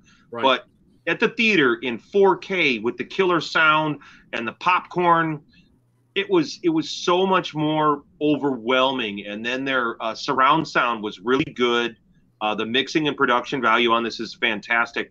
And so that's why it won Best Feature, because we had to make the decision based on what it looked like in the theater. Right. Yeah. Isn't it interesting how some films, and I don't know what it is, I don't think it's anything that you could put your finger on, but some films work better on the small screen. Some films work better on the big screen. For instance, Star Wars, I always thought worked better on TV for some reason. Super Troopers works better on the small screen than the big screen. Right. Yeah, I mean, it's interesting. I mean, what's one of the things I love about having an Alamo Drafthouse by me is I've gotten a chance to see movies that I've only ever seen on a small screen on a big screen. Right? Mm-hmm. Like, I'd never seen a Sergio Leone movie on a big screen before. Oh, never wow, seen that's a revelation. I've been able to see his films at Mann's Chinese Theater in L.A. Oh, you lucky mofo. Yeah. This is why I really advertise to anybody at home, like, you got to go out and do the theater experience. Like, yeah, you do. I live by Chicago, and when The Hateful Eight came out, I took my wife and I met up with my friend Ben Wah from Deluxe Tattoo, and we went and saw it at the Music Box Theater in 70 millimeter, and it was totally worth it. I mean, it changes your context of the film. You get to see so much more. I mean, we get to see a lot with these giant widescreen TVs, but they're not the same as when you're in that theater, especially not with a bunch of people, because the audience changes your experience. When I saw Serpent in the Rainbow at a theater in south side of Chicago. Oh my God. Yeah, That's awesome. I saw that. There was a bunch of very large black ladies that were doing the whole cliched, don't go in that room. Oh Lord, don't go in that door. That's part of the fun, though, man. Yeah. Yes, it is. Yes, it is. And I've had people call me racist for saying this, but I feel every horror movie, Blu-ray or DVD, should have an optional audio track that has, like, the urban black audience. Bitch, don't open that door. Audience changes things. Like, okay, Paranormal Activity, when they did the, I think it was the silent ones, were set in more of a Latino aspect. They did a sneak preview of that in Highland Park in Los Angeles, which is a gang. They call it Hip Highland Park now, but actually it's a beautiful neighborhood, and I like the people there, but they had a real serious gang problem. Right. And they had a lot of violence there, a lot of people getting shot, stabbed, killed, all that fun, happy stuff. And so to see that Paranormal Activity film there with that audience.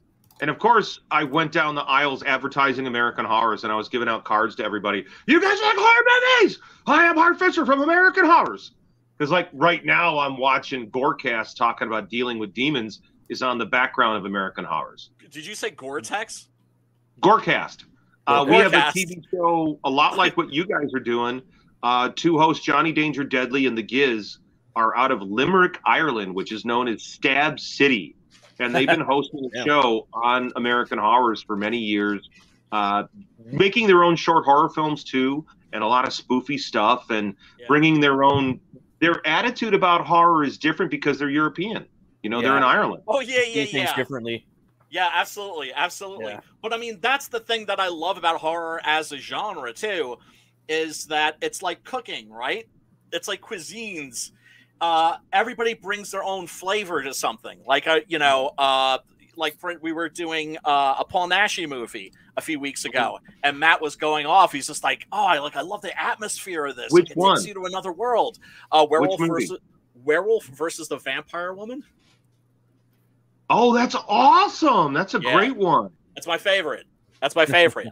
And also, and Matt, you got to check out Night of the Werewolf is on Tubi, and that's Naschy's remake of that movie from 1984. Where he got the cheddar bops, right, to do it. And well, he got. I like his zombie stuff. I like his satanic stuff. Paul Naschy's satanic stuff is on par with the Hammer Christopher Lee stuff. Inquisition is actually, that's kind of like from that era of Marked by the Devil and Witchfinder General. It's kind of like I still haven't watched that. I want to watch that shit. Witchfinder. The film stocks that Paul Naschy used, like I believe he was in Spain, correct? Yes. He was Spanish, so he's shooting in Spain, and much like the Sergio Leone westerns, the film stocks that they were using to shoot this with had such beautiful, rich colors. I would say what's juicy. We play on American Horrors. I think it's Vengeance to the Zombies. Yeah, it's Vengeance to the Zombies, and it's got this weird Euro James Bond score. Wicka-wicka-wee. It's all this satanic stuff and zombie shit and witch shit. But that's what makes it awesome. And the film stock are these luscious, beautiful colors and rich blacks. I know. It's hypnotic and it's charming. Absolutely. I would say too about this movie. Yes. Well, whether you like it, hate it, or whatever, it's one of those horror movies or just movies that it's an experience. That's the way I would describe this movie for me. It's definitely modern in a good sense. That's to say, the kind of stuff that we're seeing from A24, people like Panos Cosmatos, for instance, that horror is moving in a good direction, and that direction seems to be surrealism. Well, the director of this film, I'm gonna have to go. Go ahead. All right, peace out, Sam. Much love, brother. Later. Peace, brother. See you, buddy. Thanks for hanging out, man. One of the reasons I did the film festival was so that I would have the opportunity to kind of like get to know the next crop of amazing filmmakers before anybody else could see them and see it worldwide.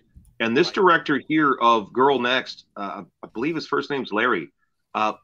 Larry's amazing. Larry is really, really on his game, really talented. And if I understand this correctly, I believe that the sequel is done. There's already a sequel done. We were talking about this a couple of months ago, me and Larry. And I'm pretty sure it's Larry. Like, right? What's the director's name? Do you guys have the credits there for you in front of you anywhere? Let me see. I think I screen capped it, didn't I?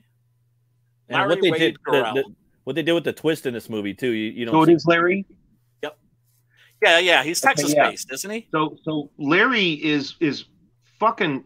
He's kind of upset that his movie just got dumped to Tubi. They dumped it unceremoniously with no fanfare, no anything. And I think the film at least have been on Shudder. Yeah. Well, there's not okay. Most of the time I look down on my competition, but in my career of examining the competition, I took a look at Shudder, and Shudder did some good stuff. I can't just piss on them. They had some good things. They supported some good projects. So I feel for the people that are getting pink slipped right now. The only reason I have a subscription is just because of Joe Bob Briggs. That's it. I was gonna do it for Creep Show. I haven't dumped it yet. I'm gonna dump it for Creep Show. I'm gonna binge it for a week probably. You can add it to your if you have an Amazon Prime subscription, you can add it for like $5-6 or something. I got that. I got the Paramount for Tulsa King because I'm a standalone. I would also say it would be worth like the $5 or $6 for Shudder. if you haven't my problem is a lot of the movies that they have on there I already have copies of, and like Blu-rays and shit, right? But you could go on there and watch like a whole bunch of Mario Bava movies. That's what's up, right? Like, or watch a whole bunch of Dario Argento, or a whole bunch of. You know what else I would recommend, guys, that you might not have seen? I've been doing my research. I always do my research on who else is doing horror out there besides American Horrors, besides American Horrors Classic, free on your Roku or www.americanhorrors.net. Yeah, dude, if you want to drop that link in the private chat, or if we could drop it in the chat. Seriously, dude, any links that you want to drop? I can't really type nothing in. I got it. Wait, me or Popper got it. I'll look right now. Okay. So what I would say is this place that you guys should check out. Everybody should check out. I know they're my competition, but I've been finding this channel on Roku called Midnight Pulp.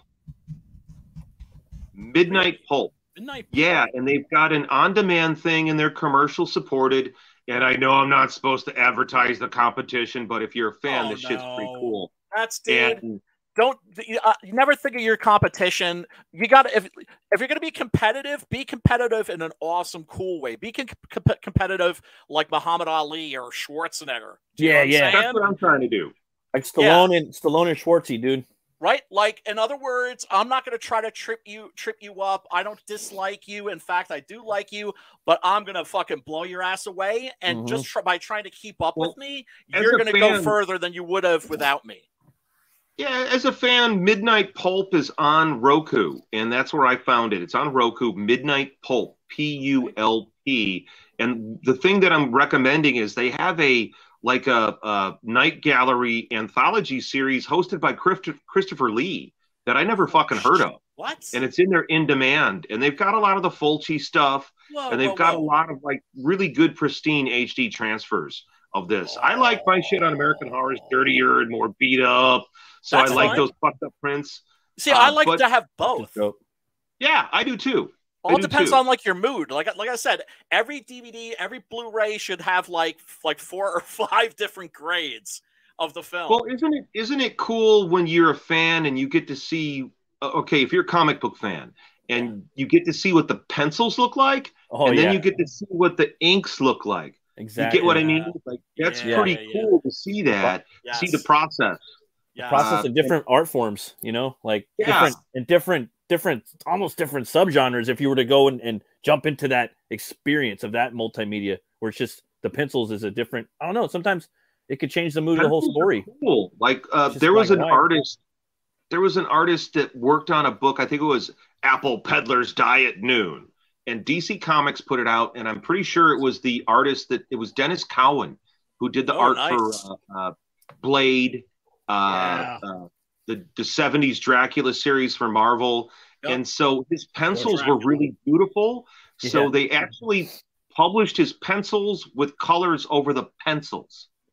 That's what Brian does. I think that's how they did Apple Peddler's Diet. I mean, it was written by Max Allan Collins, who's a really good. That's why I like Eric Powell's Goon. Goon was like the one comic I always read, even when I dipped in and out of mainstream shit.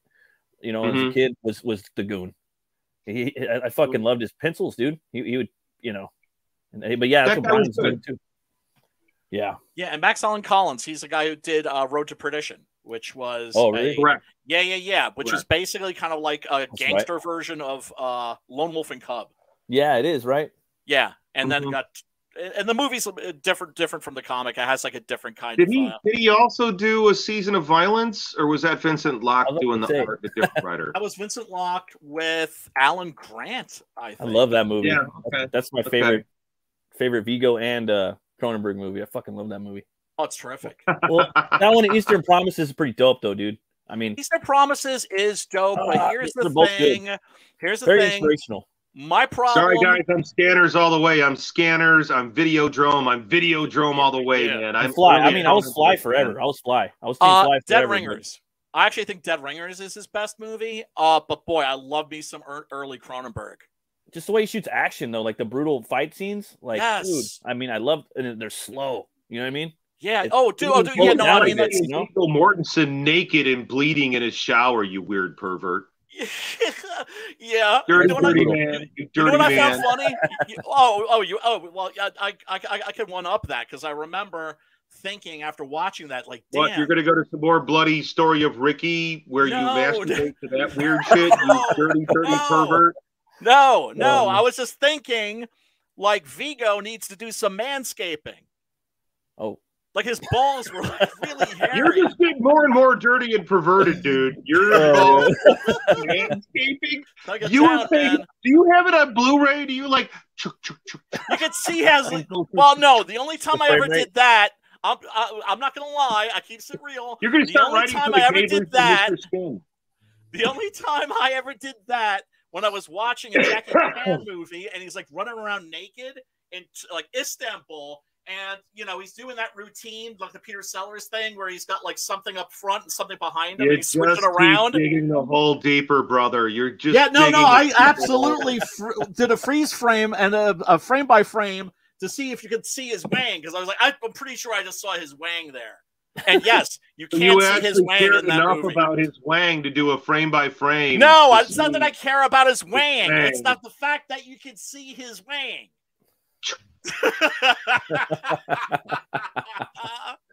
Yeah, man. Oh God.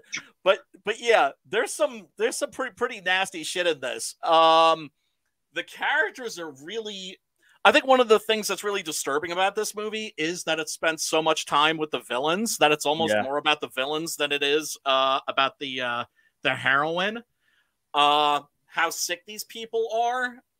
Their job is to kidnap women and turn them into walking, talking, breathing fuck dolls, right? Have you guys ever heard of the butterfly program, the Monarch program?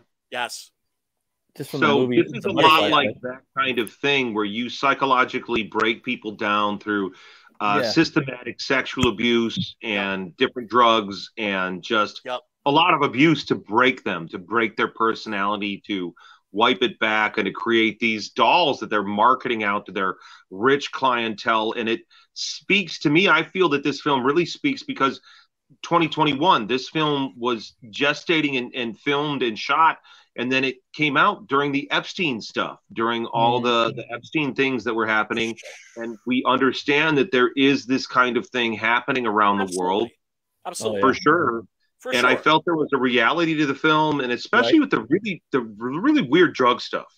Yeah, well, that's I mean, to me, that's the thing. I can't say that I like this movie. I could say that I'm not gonna. I shan't soon forget it. Yeah, and it gets. At first, I'm thinking homeboy here. I'm trying to remember the character's name. He is doing a drug. Right, he seems to be huffing, and at first I'm thinking, wait a second, is that like nitrous oxide? Right, I'm thinking like, wait, did this just turn into fucking Blue Velvet? And then it turns out that he's doing this very bizarre drug called Aqua Velva. Aqua Velva. Now look. For those of you who know, this was what, a shaving? Yeah, a shaving like. Slap your face. Really cheap, shitty Rite Aid fucking brand. Yeah. Like really bad, really cheap aftershave. Yeah, aftershave. Remember the tagline? Are you an Aqua Velvet man? Yeah, that's right. Aqua Velva. So, and I guess it's called that because of the color, or maybe that's what they actually use. No, it can't be, because the stuff that they're using, it's blue. Aqua Velvet, I thought was green. Like the aftershave was. And then it seems to glow. I'm assuming that they must have hit it with a black light or something like that. That makes it like, because it looks like it glows like predator blood. Yeah. And it's not a special. I mean, it is a special effect, but it's not like, a digital thing or something like that. It's just like, they must be hitting it with like a black light or something. But yeah, so homeboy's just like huffing this shit, and then this clown head appears and starts talking to him. And I'm trying to remember, what was the big line that he gives him? I can't remember, man, and I've seen this film a couple times. You were talking about, like, you're going to remember this movie, and that's exactly the point, is you're going to remember this movie. And when we got the submission in and I'm watching the trailer before I watch the movie, I got to admit it, you know, I mean, I lost my mother the other year. So going through the submission process and watching these horror films, there was some stuff with violence against women that was really bothering me and getting to me. And when I saw the trailer for this with my friend Trike, who would, a lot of my people at American Horrors would hang out with me when I'm watching these movies. Right. You know what I mean? So the people from all booking or promotions would hang out and watch these movies with me. And my buddy Trike, aka The Hobbit, who owns a comic book shop in Lake Geneva, runs it, manages a comic book shop in Lake Geneva. I would watch these movies with him, and I was dreading this movie because the trailer was so hardcore and so brutal. I was really, really dreading watching this film. And so it does stick to your bones. But isn't that what horror is for? Right? It's one of the things that makes it so therapeutic, that makes it so purging. It threw me off too, though, because you get wrapped up in what the girl's going through, right? Yeah. Okay, she's captured. They fucking cut her toe off. Mind whopper. You're caught up in what she's going through. And then the pervy sheriff shows up. Yeah. Oh God. Yeah. Even before or was it before or after the sheriff? The pervy sheriff is dipping off into one of these rooms to get with one of these little hotties that they've programmed. But no, pervy sheriff is a necrophiliac, and he's about to jump on a corpse. No, he wasn't. That was Elvis. Elvis. That was the honky tonk man, the guy with the mutton chops. Yeah, and I just remember just thinking like, oh no, is he gonna? And then I was like, wait, did the movie just turn into a Slayer song? Yeah, like one of the things I always liked about Slayer. Every single Slayer album has at least one song about necrophilia, and there's one album I think has about 4 songs about necrophilia. Well, I mean, I was just dipping back to the Alice Cooper days. Cold Ethel, right? Cold. The film has a really good trajectory of keep changing up your expectations. It keeps changing. I will agree with that. Yeah. I will that I will agree with, because at first I'm thinking, wait, this is going to be like boring torture porn, and and then it's just like, no, wait, now it's like getting surrealistic, and it does definitely shift around, and in a deliberate way. It's not like the kind of way where we've all seen films where you could tell like the people that made it, they didn't know what they were doing, like they couldn't decide where they were really trying to go. Larry knows what the fuck he's doing. Larry knows exactly what he's doing, and I won't reveal the ending, like I won't do the spoiler alert, but this movie has a really credible twist at the end. Like it has a serious twist at the end of this film that is very surprising, and I think that it's valuable without I refuse to reveal it because it's really good, and it really took me by surprise. Yeah, that's what I was going to say.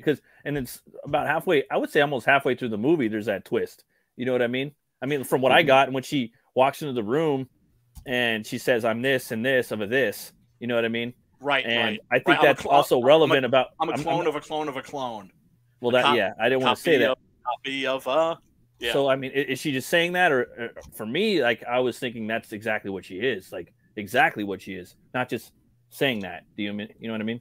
Well, and that's where we're going, dude. Like with these bots, these sex bots that we have nowadays. You know what I mean? I could see them doing this with clones. That's why I thought the whole kind of horrific thing about this movie is they're cloning them, turning these clones into sex slaves.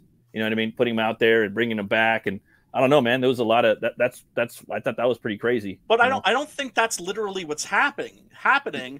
But it might. But I guess it might be. There was a room full of them with the corpse too. There was the elder corpse that was attempted to, that almost got fucked by honky tonk. Right, but that's the thing, is you don't know what's going, like what's real and what's like in her head. Right, and I'm also thinking that even the 2 main antagonists, they were clones as well, and they were part of the system in which they That's what I got out of it, anyways. Into a whole clone area I didn't see at all, brother. Yeah, and I watched it on my phone, on a little piece of shit phone the whole time, over 7 hours or so. But that's what I got out of it, you know. And he's talking sequel, so who knows? But that's the spoiler that I didn't want to. But I had to fucking Hopefully, I didn't hit what No, I don't think not... I hit. I don't think I would have hit on what Hart was talking about. But Right, that right. was the whole like. No, not at all. And one of the things I do want to tell people, by the way, if you want to check out Girl Next, the link is below in the description where you can watch it completely free. Most importantly, unfucking censored. Yeah, like with commercials, but not too damn many of them. The placing of the commercials was horrible. It wasn't too crazy with commercials. Like at the beginning, there was more commercials, but it kind of went away at the end. Since you brought it up, that's them out of the way. I have to point it out. The placing of the commercials was horrible. Of course, because they're not. It's just automatic. The placing is a job, dude. That's a it's like every time it was like you were just about to have something good happen in commercial. Right. Right. I'm trying to think of my dad. He used to the way this works with Tubi is it's called ad injection, and so it's a completely automated process. It's not part of like to help you like a broadcast channel or perhaps like American Horror is totally free on your Roku. American Horror is an American Horror classic. No commercial interruptions of the feature films. Thank you. Free at AmericanHorror.net if you don't have a Roku. But it's an ad infusion. It's something that if you watch American Horrors on glued.tv, they do that. And so it's worse because the commercials roll over the programming. So a minute and a half of programming is gone. I know. And it's every 6 minutes and 30 seconds. And at Glued TV, that's out of my control. Like we made a deal for them to pick us up and run us. But that issue of them running the thing over the programming was out of my control. And I hate it. I hate so just as you're about to see that axe bite into somebody's face, you go through, God damn it. I think putting the ads in, that's watch American Horrors on your Roku. My favorite viewing experience of American Horrors is on Roku, but I will say a little hack tip. Subscribed. On AmericanHorrors.net, when you're watching it via the web, for some reason, we don't know how this happened, you could pause it. Oh, that's dope. Really? That's the way I'm going to watch it. You can't pause it on Roku. It's a live stream, but on AmericanHorrors.net, you can pause it. I still do need to thoroughly check it out, but it is on my Roku, and I do have it bookmarked, and I definitely will be checking it out. Real quick, let's since you were talking about the trailer, let's take a quick look at the trailer. And of course, folks, I gotta pause periodically, or otherwise the algorithm yanks us. Pee break. There you go. You traffic women. Snatched.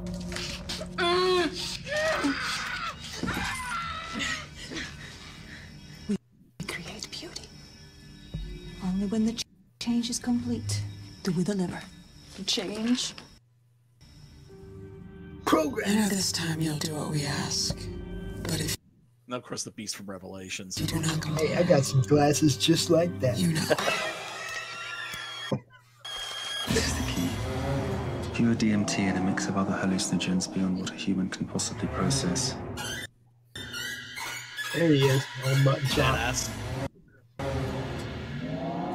Well, hey, we were showing Breast Assist the other week. I was flicking by them really fast, so why not? You know, equal opportunity offenders. Now you'll become my doll.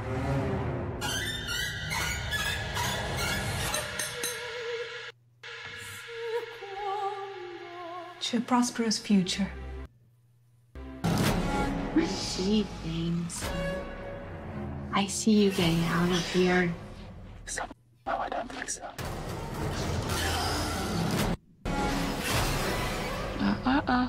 Don't harm the merchandise.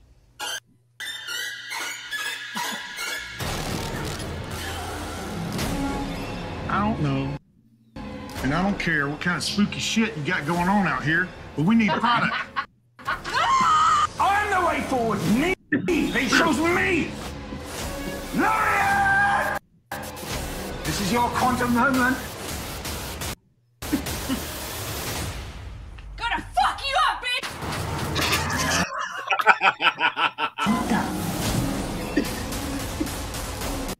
I have to say, one of the things I appreciated also about this movie was the fact that they weren't using canned sound effects for the guns.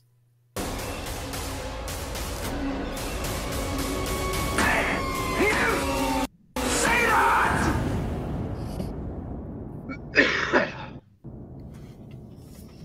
curious won't help you. Being obedient will.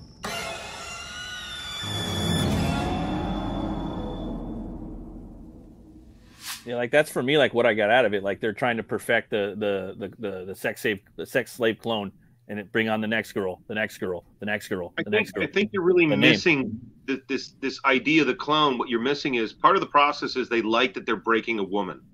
They like that. That's part of the thrill. It's part of the joy of, I kidnapped this woman off the streets of Nebraska. I kidnapped this woman, this blonde-haired, blue-eyed American woman, and I mind-fucked her, and now she's your fucking sex slave. They don't want a clone, dude. They want that breaking. That's part of the idea of the film, is that's part of the clientele and their sickness, is they need you to be broken. Right, because they're sadistic. Yes. Yeah, and because some people, I mean, human traffickers, I mean, look, I am a peacenik, although not a pacifist. Don't believe in capital punishment. But these are the kind of people where, if I just happen to be carrying a 12-gauge shotgun and stumbled across them doing shit like this, sorry, gotta go. Yeah, I don't know. I don't know what the exact thing of it is, but to me, it looked like they're all clones, dude. Like all of them are clones. Except for the sheriff. The sheriff seems like he was a real dude, but it seemed like they were just fucking crazy clones. I mean, like it was like a psychological thing where they're trying to do this to these clone sex trafficked women. Well, whoever it is that's funding them is completely invisible. Yep. There's hints of them. There's little hints of communications from his boss, and they're working on the drug. They're getting into the drug, and they're going, hey, we need more. Your product is taking too long. Your process is taking too long. We want to shorten this. Here's this X amount of money. They're part of the authority system, and it touches on all that QAnon kind of stuff without saying QAnon, and it touches on a lot of that notion of this is happening on a higher level. If you study anything about sex trafficking or CIA honeypot traps, or if you read this work and understand, like the Franklin Affair, which is from the 80s, I highly recommend that book. You could get it on Amazon.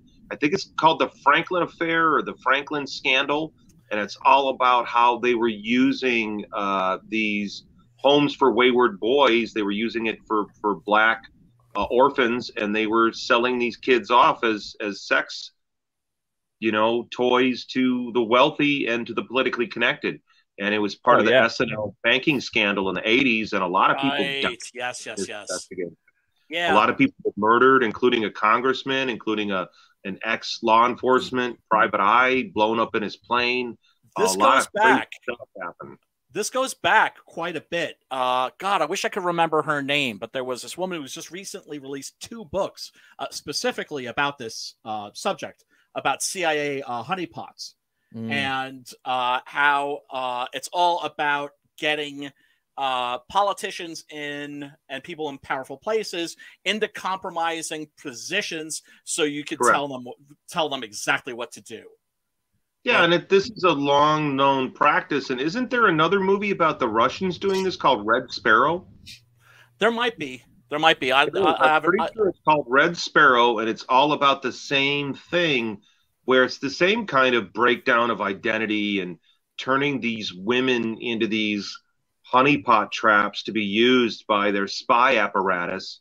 And it's a real thing. This isn't something we've made up. This is a real thing where, like, sex is used to manipulate the political process or to get something on somebody who's, like, maybe they're in the closet and gay, maybe they're blackmail material. That's what it is.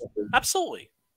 Yeah, I've heard so crazy I think stories. This film touches on all that stuff because no one thinks about how you'll hear about sex trafficking, but this is them showing the process of breaking somebody down. And I thought that was part of what was the most frightening and the most horrible, is that they have this process to break you, to break you as a woman, to break you as a human being. And to me, that's the scariest shit. To me, that's why I thought this film was so goddamn scary, because I could see it happening. I could totally see this going on now. You know what I mean? It didn't seem like it's worse than this. Jason Voorhees is not going to come out of the lake here and come stab me. But this seems like it could happen here on the streets of Lake Geneva. Yeah, totally. I've heard crazy. That's the crazy real shit. Is this? That's the crazy shit. That's the crazy thing.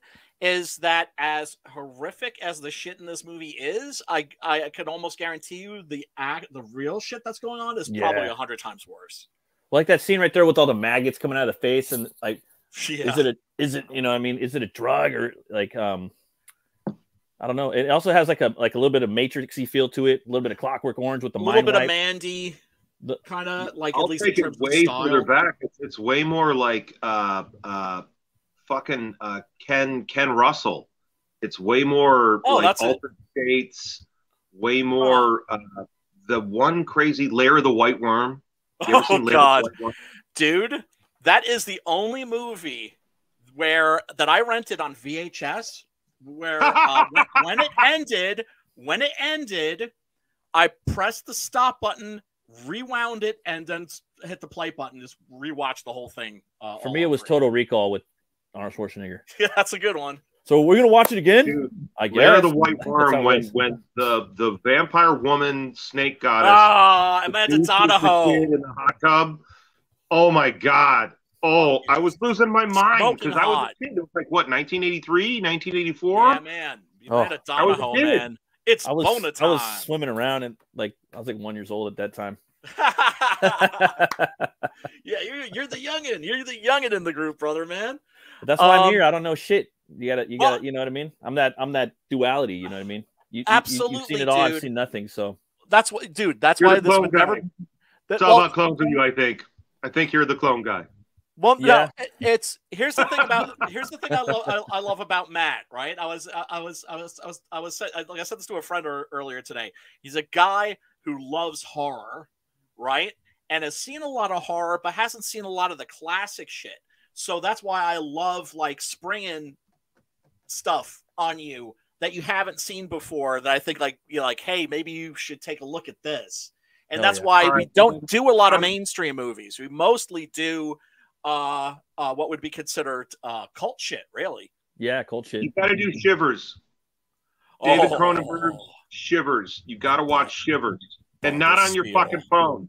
You got to watch it on something bigger than your goddamn phone.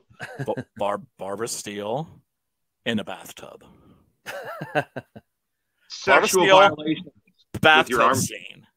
Well, I mean, once the parasite gets in there, no. But up into that, man, Gina Davis with the fly and with the maggot, dude. You know. Oh God, I'm telling you, she was still like really fucking hot when that came out. So you guys are so caught up in that. I guess I'm just that's gone for me because of the porn career. Hey man, you know, one of the things that always drove me crazy about like all the fucking hate that people in porn get is that the birth shit. What? Like the birth, like even I was there for my kid's birth, and I'm like behind the curtain. I can't watch it. I'd be like whoop whoop whoop whoop whoop whoop. It's hard, dude. I'm like there holding her hand. I could be there holding her hand, but I can't look. You know what I mean? Yeah. I think I'd probably feel like that too, and I think a lot of guys feel obliged to it, and don't. No, I mean I want to be there. Of course. Yeah. I don't know how to put it to words. You're the one who's responsible. Yeah. You're the one that did this to her, right? Of course. No, you wouldn't want to miss the. I don't have any kids, but of course you don't want to miss the birth of your children. You just don't have to have your head down there. No, you got to be there to be a witness. So when they're thinking they're all hot shit, you'd be like, "I saw you and your face was sideways. Get the squeeze out that vagina." Right. You don't shit, son. I saw you. You were blue. You were blue for 3 weeks. Well, one of my kids came out like looking Asian, and then I was like, "Is this my kid?" And then she grew up like 10 feet tall and blonde hair, blue eyes. I'm like, "Okay, that's mine." Oh my God, it's crazy how much they change. It is. Like right there, he looks like a almost like a scientific experiment. You know what I mean? Well, it looks like obviously his face is coming off. Right. Like there's. And the drug is debilitating him. Like the drug is eating at him like, let's say, street trash with a bottle of Viper. Right. Because he goes from huffing this shit to just like, cutting out the middleman and just fucking slamming. Well, isn't there that drug in Russia that's known as like what, alligator or something? Like it fucking melts you. It's made of all it's in Russia, and it's this corrosive, terrible drug that they snort and do, and it gives you this alligator skin that reminded me of that kind of thing. Oh fuck! Oh my god! It's like Killer Croc. Killer Croc. I know about the bath salts, man. I remember driving to work 2 years ago on Halloween morning. I was going in to open up the shop, and there was a bunch of homeless people and they're like. And like just moving, zombies. Yeah, and it was foggy as fuck in the morning, Yeah. And I go in there and I go in through the grocery department. I'm over there fucking hacking some shit up, and I look up and they're coming through the door. And there's this lady stacking fruit over here in the produce department, and she's like, he's coming through the door. Oh my god! Yeah, and the fog's coming in. Drug problem for the Russians. It was a real thing. It would like disintegrate your skin. Oh my god! It was this horrible drug they were doing. It was pretty brutal, and it was going on. God, this is like fucking 12, 13 years ago. But how the hell does that catch on? People do all kinds of stupid shit to themselves. Right. Yeah, you're when you're young, you don't give a fuck. Yeah, you just want to leave. You're right. And jackass, and they put a fucking firecracker in their buttocks, and they think those cops aren't going to burn their ass off. That was a stupid question. I always say there's no such thing. They never show the trip to the hospital where you've got third-degree burns all over your fucking ass because you were a dumbass. You put that thing there.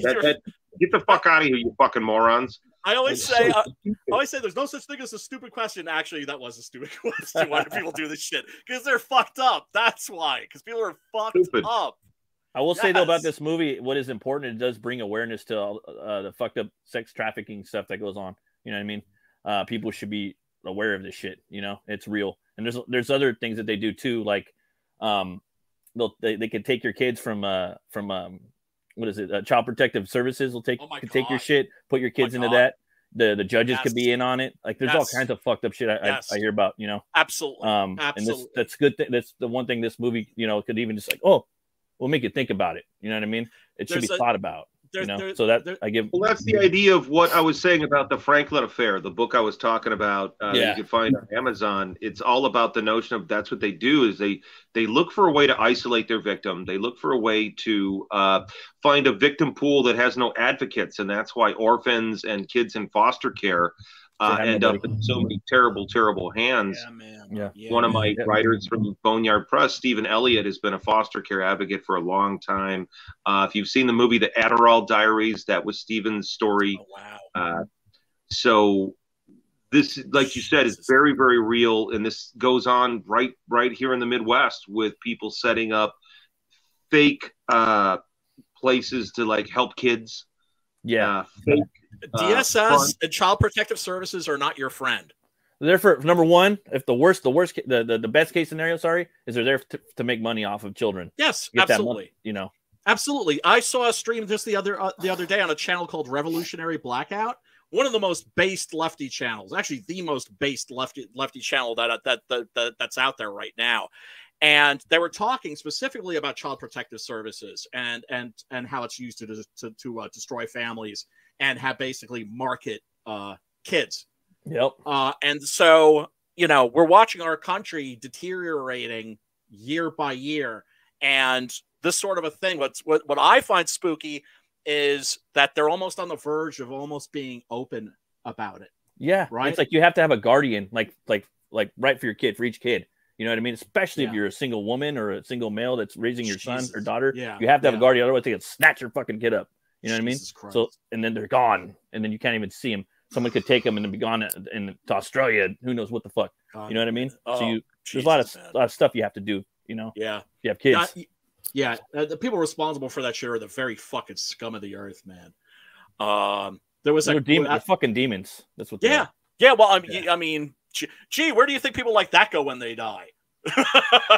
Well, I know where I hopefully went for them. Yeah, man. I'm sorry, you guys, but I have to come forward and I have to say that my mother worked for the Department of Public Aid in Illinois since 1969. And my mother was the welfare lady that would come and do checks on families in the Randolph Taylor homes. Yeah. So I have a different vantage point of some of this, and I know about how things can overreach, but I will say my mother had a lifetime career.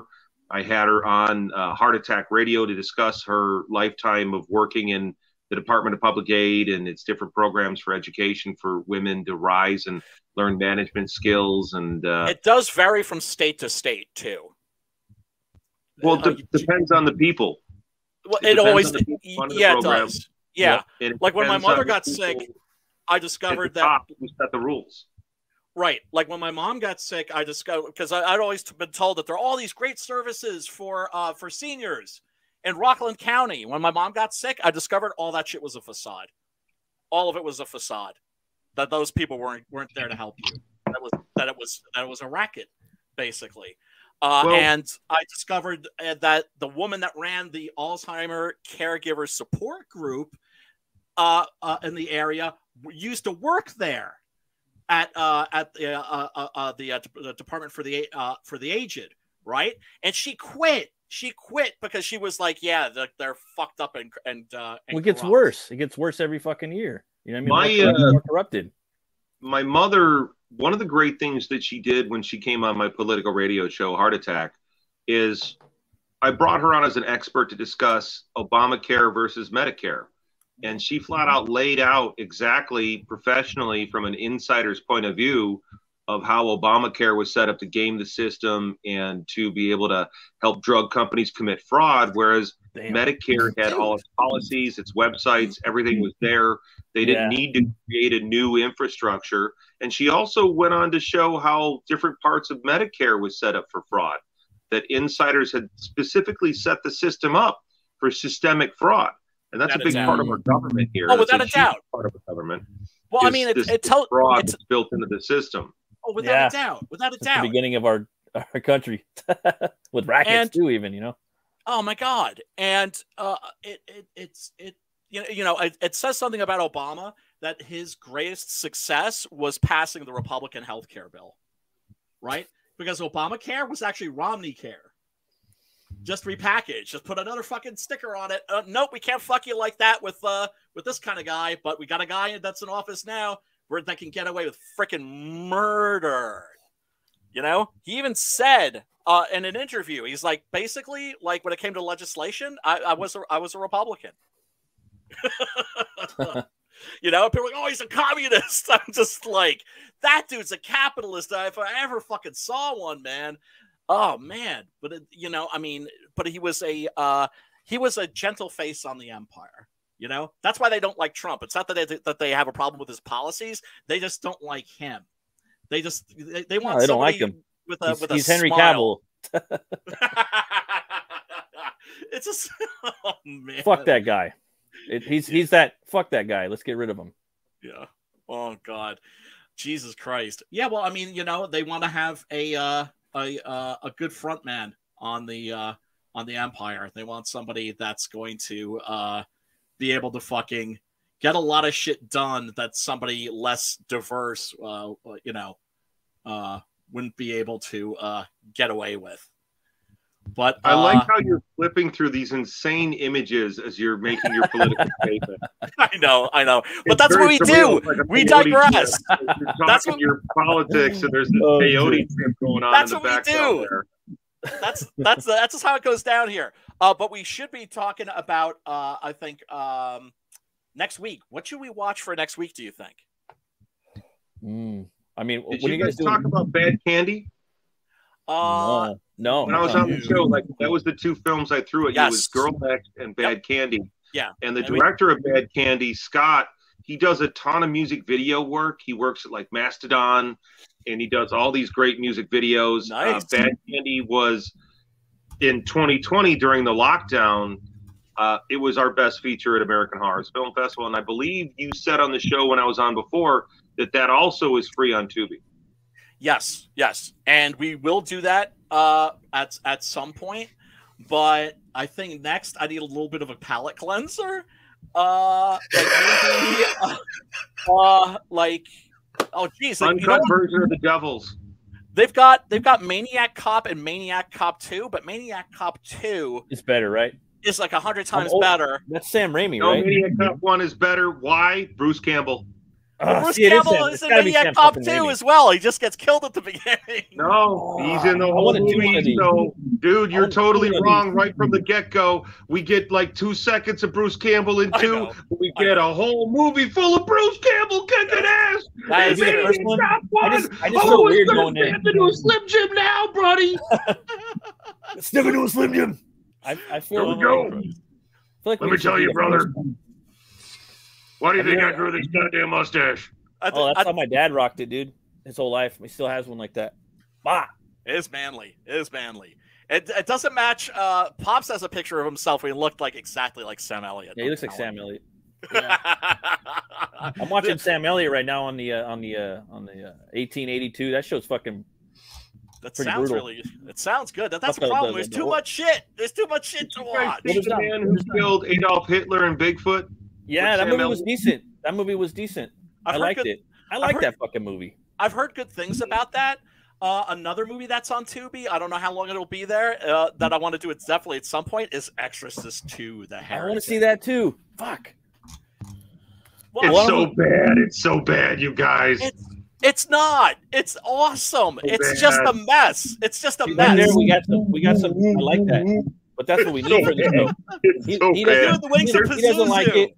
He likes it. But there's some great John Borman moments in there. There's some great John Borman It's directing batshit stuff. crazy. It's like there's two John Bormans. There's the John Borman that's like a proper filmmaker that makes movies like The General and Hope and Glory and Deliverance. And then there's batshit crazy John Borman that makes shit like Zardoz and Exorcist 2. And like that's the John Borman that you get for Exorcist 2 is the batshit crazy. Love me Excalibur. That's the best Arthurian movie ever. $10 million budget. Oh my god. Badass actors and my god, love that movie. That was one of my favorite movies as a kid. Conan kind of beat it out. Yeah, Conan's my favorite movie. Yeah, ever. it's with RoboCop and Dracula, like those three. It's up there. Oh man, we haven't watched any Bruno Mattei yet. Zombie 3's on there. Fuck, we got to pick something. We got to pick something. It's good if we pick something kind of soon. That way we get a little more leeway, you know. Yeah. No, I'm saying we can have this. We can have this discussion right now at our leisure. Oh, Inferno is on there. That's that's part 2 of Suspiria, Suspiria. Right? Yeah. Yeah, now we're coming full circle. Suspiria is an attack on the senses. It's an experience. Same thing like the movie we watched tonight with Next Girl. That's how I felt. I was thinking of Suspiria a little bit and a little Mandy. I didn't want to. It's nothing like Mandy, but it had the drug thing. I think that might be a thing now. Yeah, it's the drugs, and the surrealism too. Oh, yeah. Cutthroat's 9, that's a really good one. Actually, Frankie was here last week, and we didn't answer him. I missed him saying that. He was like in the chat. He's like, "Do you guys like Cutthroat's 9?" And I'm just like, "Well, I could speak for myself and Hart, which is that is fucking awesome." You've seen Cutthroat's 9, right, Hart? Yes. Okay. I'll tell you though. I'm gonna be honest. I've been really wanting to watch. I've been really trying to get into the Maniac Cop franchise, but I just haven't. And I do want to see Exorcist too. Oh, then let's do Rock Scissors Paper. Are you? No, we'll do. Hart picked the last one. Hart picked last time. So it's your turn. Okay, I do Exorcist 2. Or you know what? You've been talking Exorcist 2 for a while. Let's get it done. All right. It's worth it. It's worth it. It's worth it. You have to at least take a look at it. Then on the 3rd of January, we got Margene Holden coming in to do vampires. Got to make sure Sim shows up for that. John Carpenter's Vampires, right? Oh yeah. So yeah, because if Sim like naps through that again, I'm gonna drive all the way up into Canada just to fucking put the fucking figure 4 leg lock on his ass. and Ollie, Rats, Nights of Terror, I got that shit on Blu-ray, son. I love that movie. Bruno Mattei is man, like the best bad filmmaker out of like Italian horror. I can't say that guy's movies are good. I could say that they're hella entertaining. Have you guys ever covered the Uli Boyle Rampage films? I believe there's 3 of them. Uwe. It is pronounced Uwe, you Schweinhund. See, like there was a time, like possibly, maybe, like for his films, I would take a big bong rip and maybe, possibly, theoretically, just watch the motherfucker because it was like, oh, they're making a movie of this. Okay, I'm all in. The Rampage films they're on there. Dead on. They're fantastic. First one. I like the first one. Is the second one worth watching too? Definitely. Okay. Uwe Boll, of course, for those that you don't know, was the guy who did House of the Dead, Blood Rain, like a bunch of like video game movies, Far Cry, and you know, people were calling him like the new Ed Wood. Yeah. And so he was like, I tell you what, come and box me. He's not that bad. He's not Ed Wood. He's more Roger Corman. Yes. Yeah. I would agree. Sure. I would agree. And he makes some good ones. He makes some good films. Some of his films are very, very good. And I'm going to put the Rampage series on it because I think there's 3. I think there's 3 of those things. I really do. Okay. And I would put that on the list, especially with the notion of mass shootings. Okay. So Matt, are we doing Exorcist 2 or are we doing Maniac Cop? Let's do Exorcist 2. Yes. Okay. Done. Yeah, I can't bring myself to throw it. It's got an awesome. That's another thing I love about that movie is the Ennio Morricone soundtrack. Is just let's do the first one though when we do it, because a lot of the times some of the movies like Subhuman, you like part 2, and part 2 was better. But I would still like Subspecies. Yeah. I would still like to watch the first one just because I'm kind of a completist when I watch my movies. Absolutely. Yeah. No, I mean, that's why I was thinking Maniac Cop 2. I'm like, no, I can't do that. You know, it's Bruce Campbell. Yeah. It's Bruce Campbell. Right. But anyway, before we sign off, everybody, you gotta tell us where we can find you, Heart Brother, man. Tell these fools where they can find you. You need to watch American Horrors on your Roku. American Horrors and American Horrors Classic. All day, all night, all horror. American Horrors. Totally free. No commercials during the feature films or online at AmericanHorrors.net, www.boneyardpress2020.com, or online at Facebook. And is it safe to say that American Horrors is very metal? Oh, without a doubt, because we have uncut music videos from Danzig, Slayer, Obituary, which I directed the video for on Headbangers Ball. No! Yes. That was fun. Industrial, horrorcore rap, all kinds of stuff. Oh, hell yes. And speaking of metal, Matt, where can these fools find you? Oh, thanks, Brian. You guys can find me at Rune Cutter Comic on Twitter. If you guys want, you can check out my channel, Metal Movies and Brewskis, where I talk about metal, movies, beer, and some indie comic books. And if you guys want to check out my book, it's called Butch Cleaver. You can check it out at butchcleaver.com. I got Butch Cleaver 2. It's about a butcher who gets killed and he's brought back to life by a voodoo curse, and that curse gives him the power to weaponize bone on a molecular level. So yeah, thanks, Brian. I really appreciate it, brother. Hey, I appreciate you, man. And Pops, whom I don't appreciate enough. Big Sexy Outdoors. That's who we're pimping today.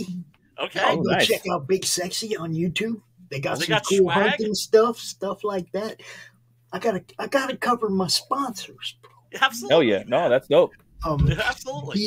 He partners up with Laughing Rogue, our gaming guy. Okay, cool. He's partnered up with Big Sexy. They do stuff together, so make sure we cover them too. Oh yeah. Madness Comic Network. You guys know what's up. 25 different shows weekly. CromCon, which is CromCon Europe this month on the 31st. Starting early here in America, but starting at noon over there across the pond. Fuck yeah. So I'll be up at 7 o'clock in the morning talking to people from Britain about comic books. Y'all can join us. Just like always love connecting with our fellow indie comics creators across the pond. There are some ass-kicking books coming out of Europe, bro. Yeah, they are. Yeah, don't forget Ed Gein. Ed Gein needs some love. That's one of them. And he will be. Check out Lucifer Storm's book, Ed Gein 3 and 4. It needs to hit its funding goal. Still has a few days left. Oh really? Oh shit! Oh, that's right. Demon Hunter. Ed Gein, Demon Hunter. But see, what happened to Lucifer is Lucifer got COVID. Yeah. Oh shit. Oh, so fuck. He's kind of like knocked out of the circuit. So all we can do is keep talking about it and dropping links. And shit, all right. That's all we can do. Yeah, and folks, remember, if you can't afford to back shit, I can't afford to back shit right now myself, right? If you can't afford to back shit, share the links. I will say, to though, your Twitter and your Facebook, it costs you nothing, and it makes a big difference. In the case of Lucifer, if you back that book, you'll get that book. Hell yeah. I got one too. I got haven't even read them yet. Oh, I got them too. I know. I gotta check that shit out. But I'm not gonna read it. I'm gonna wait till I get 3 and 4 to read it. Oh, dude, I got right, 3. Binge. I got 3, and I got 4 on the way. Woo! I really want to read that. He's man. already got them, guys. He's already got number 4. Oh, that's fantastic. Yeah, he's done. He's already has them in hand. It's just waiting to see who he's shipping. I mean, if he doesn't get across, this was the funny thing too. Like last week we were talking to Hart like after the stream, and I realized like I had a speech prepared for him, which was the old look, you know, it looks like you're probably not going to get funded, but everything's going to be okay. We'll get you, you know, we'll set up your next campaign. You're still going to feel like you got nutsacked, et cetera, et cetera, et cetera, but he got funded. So yeah.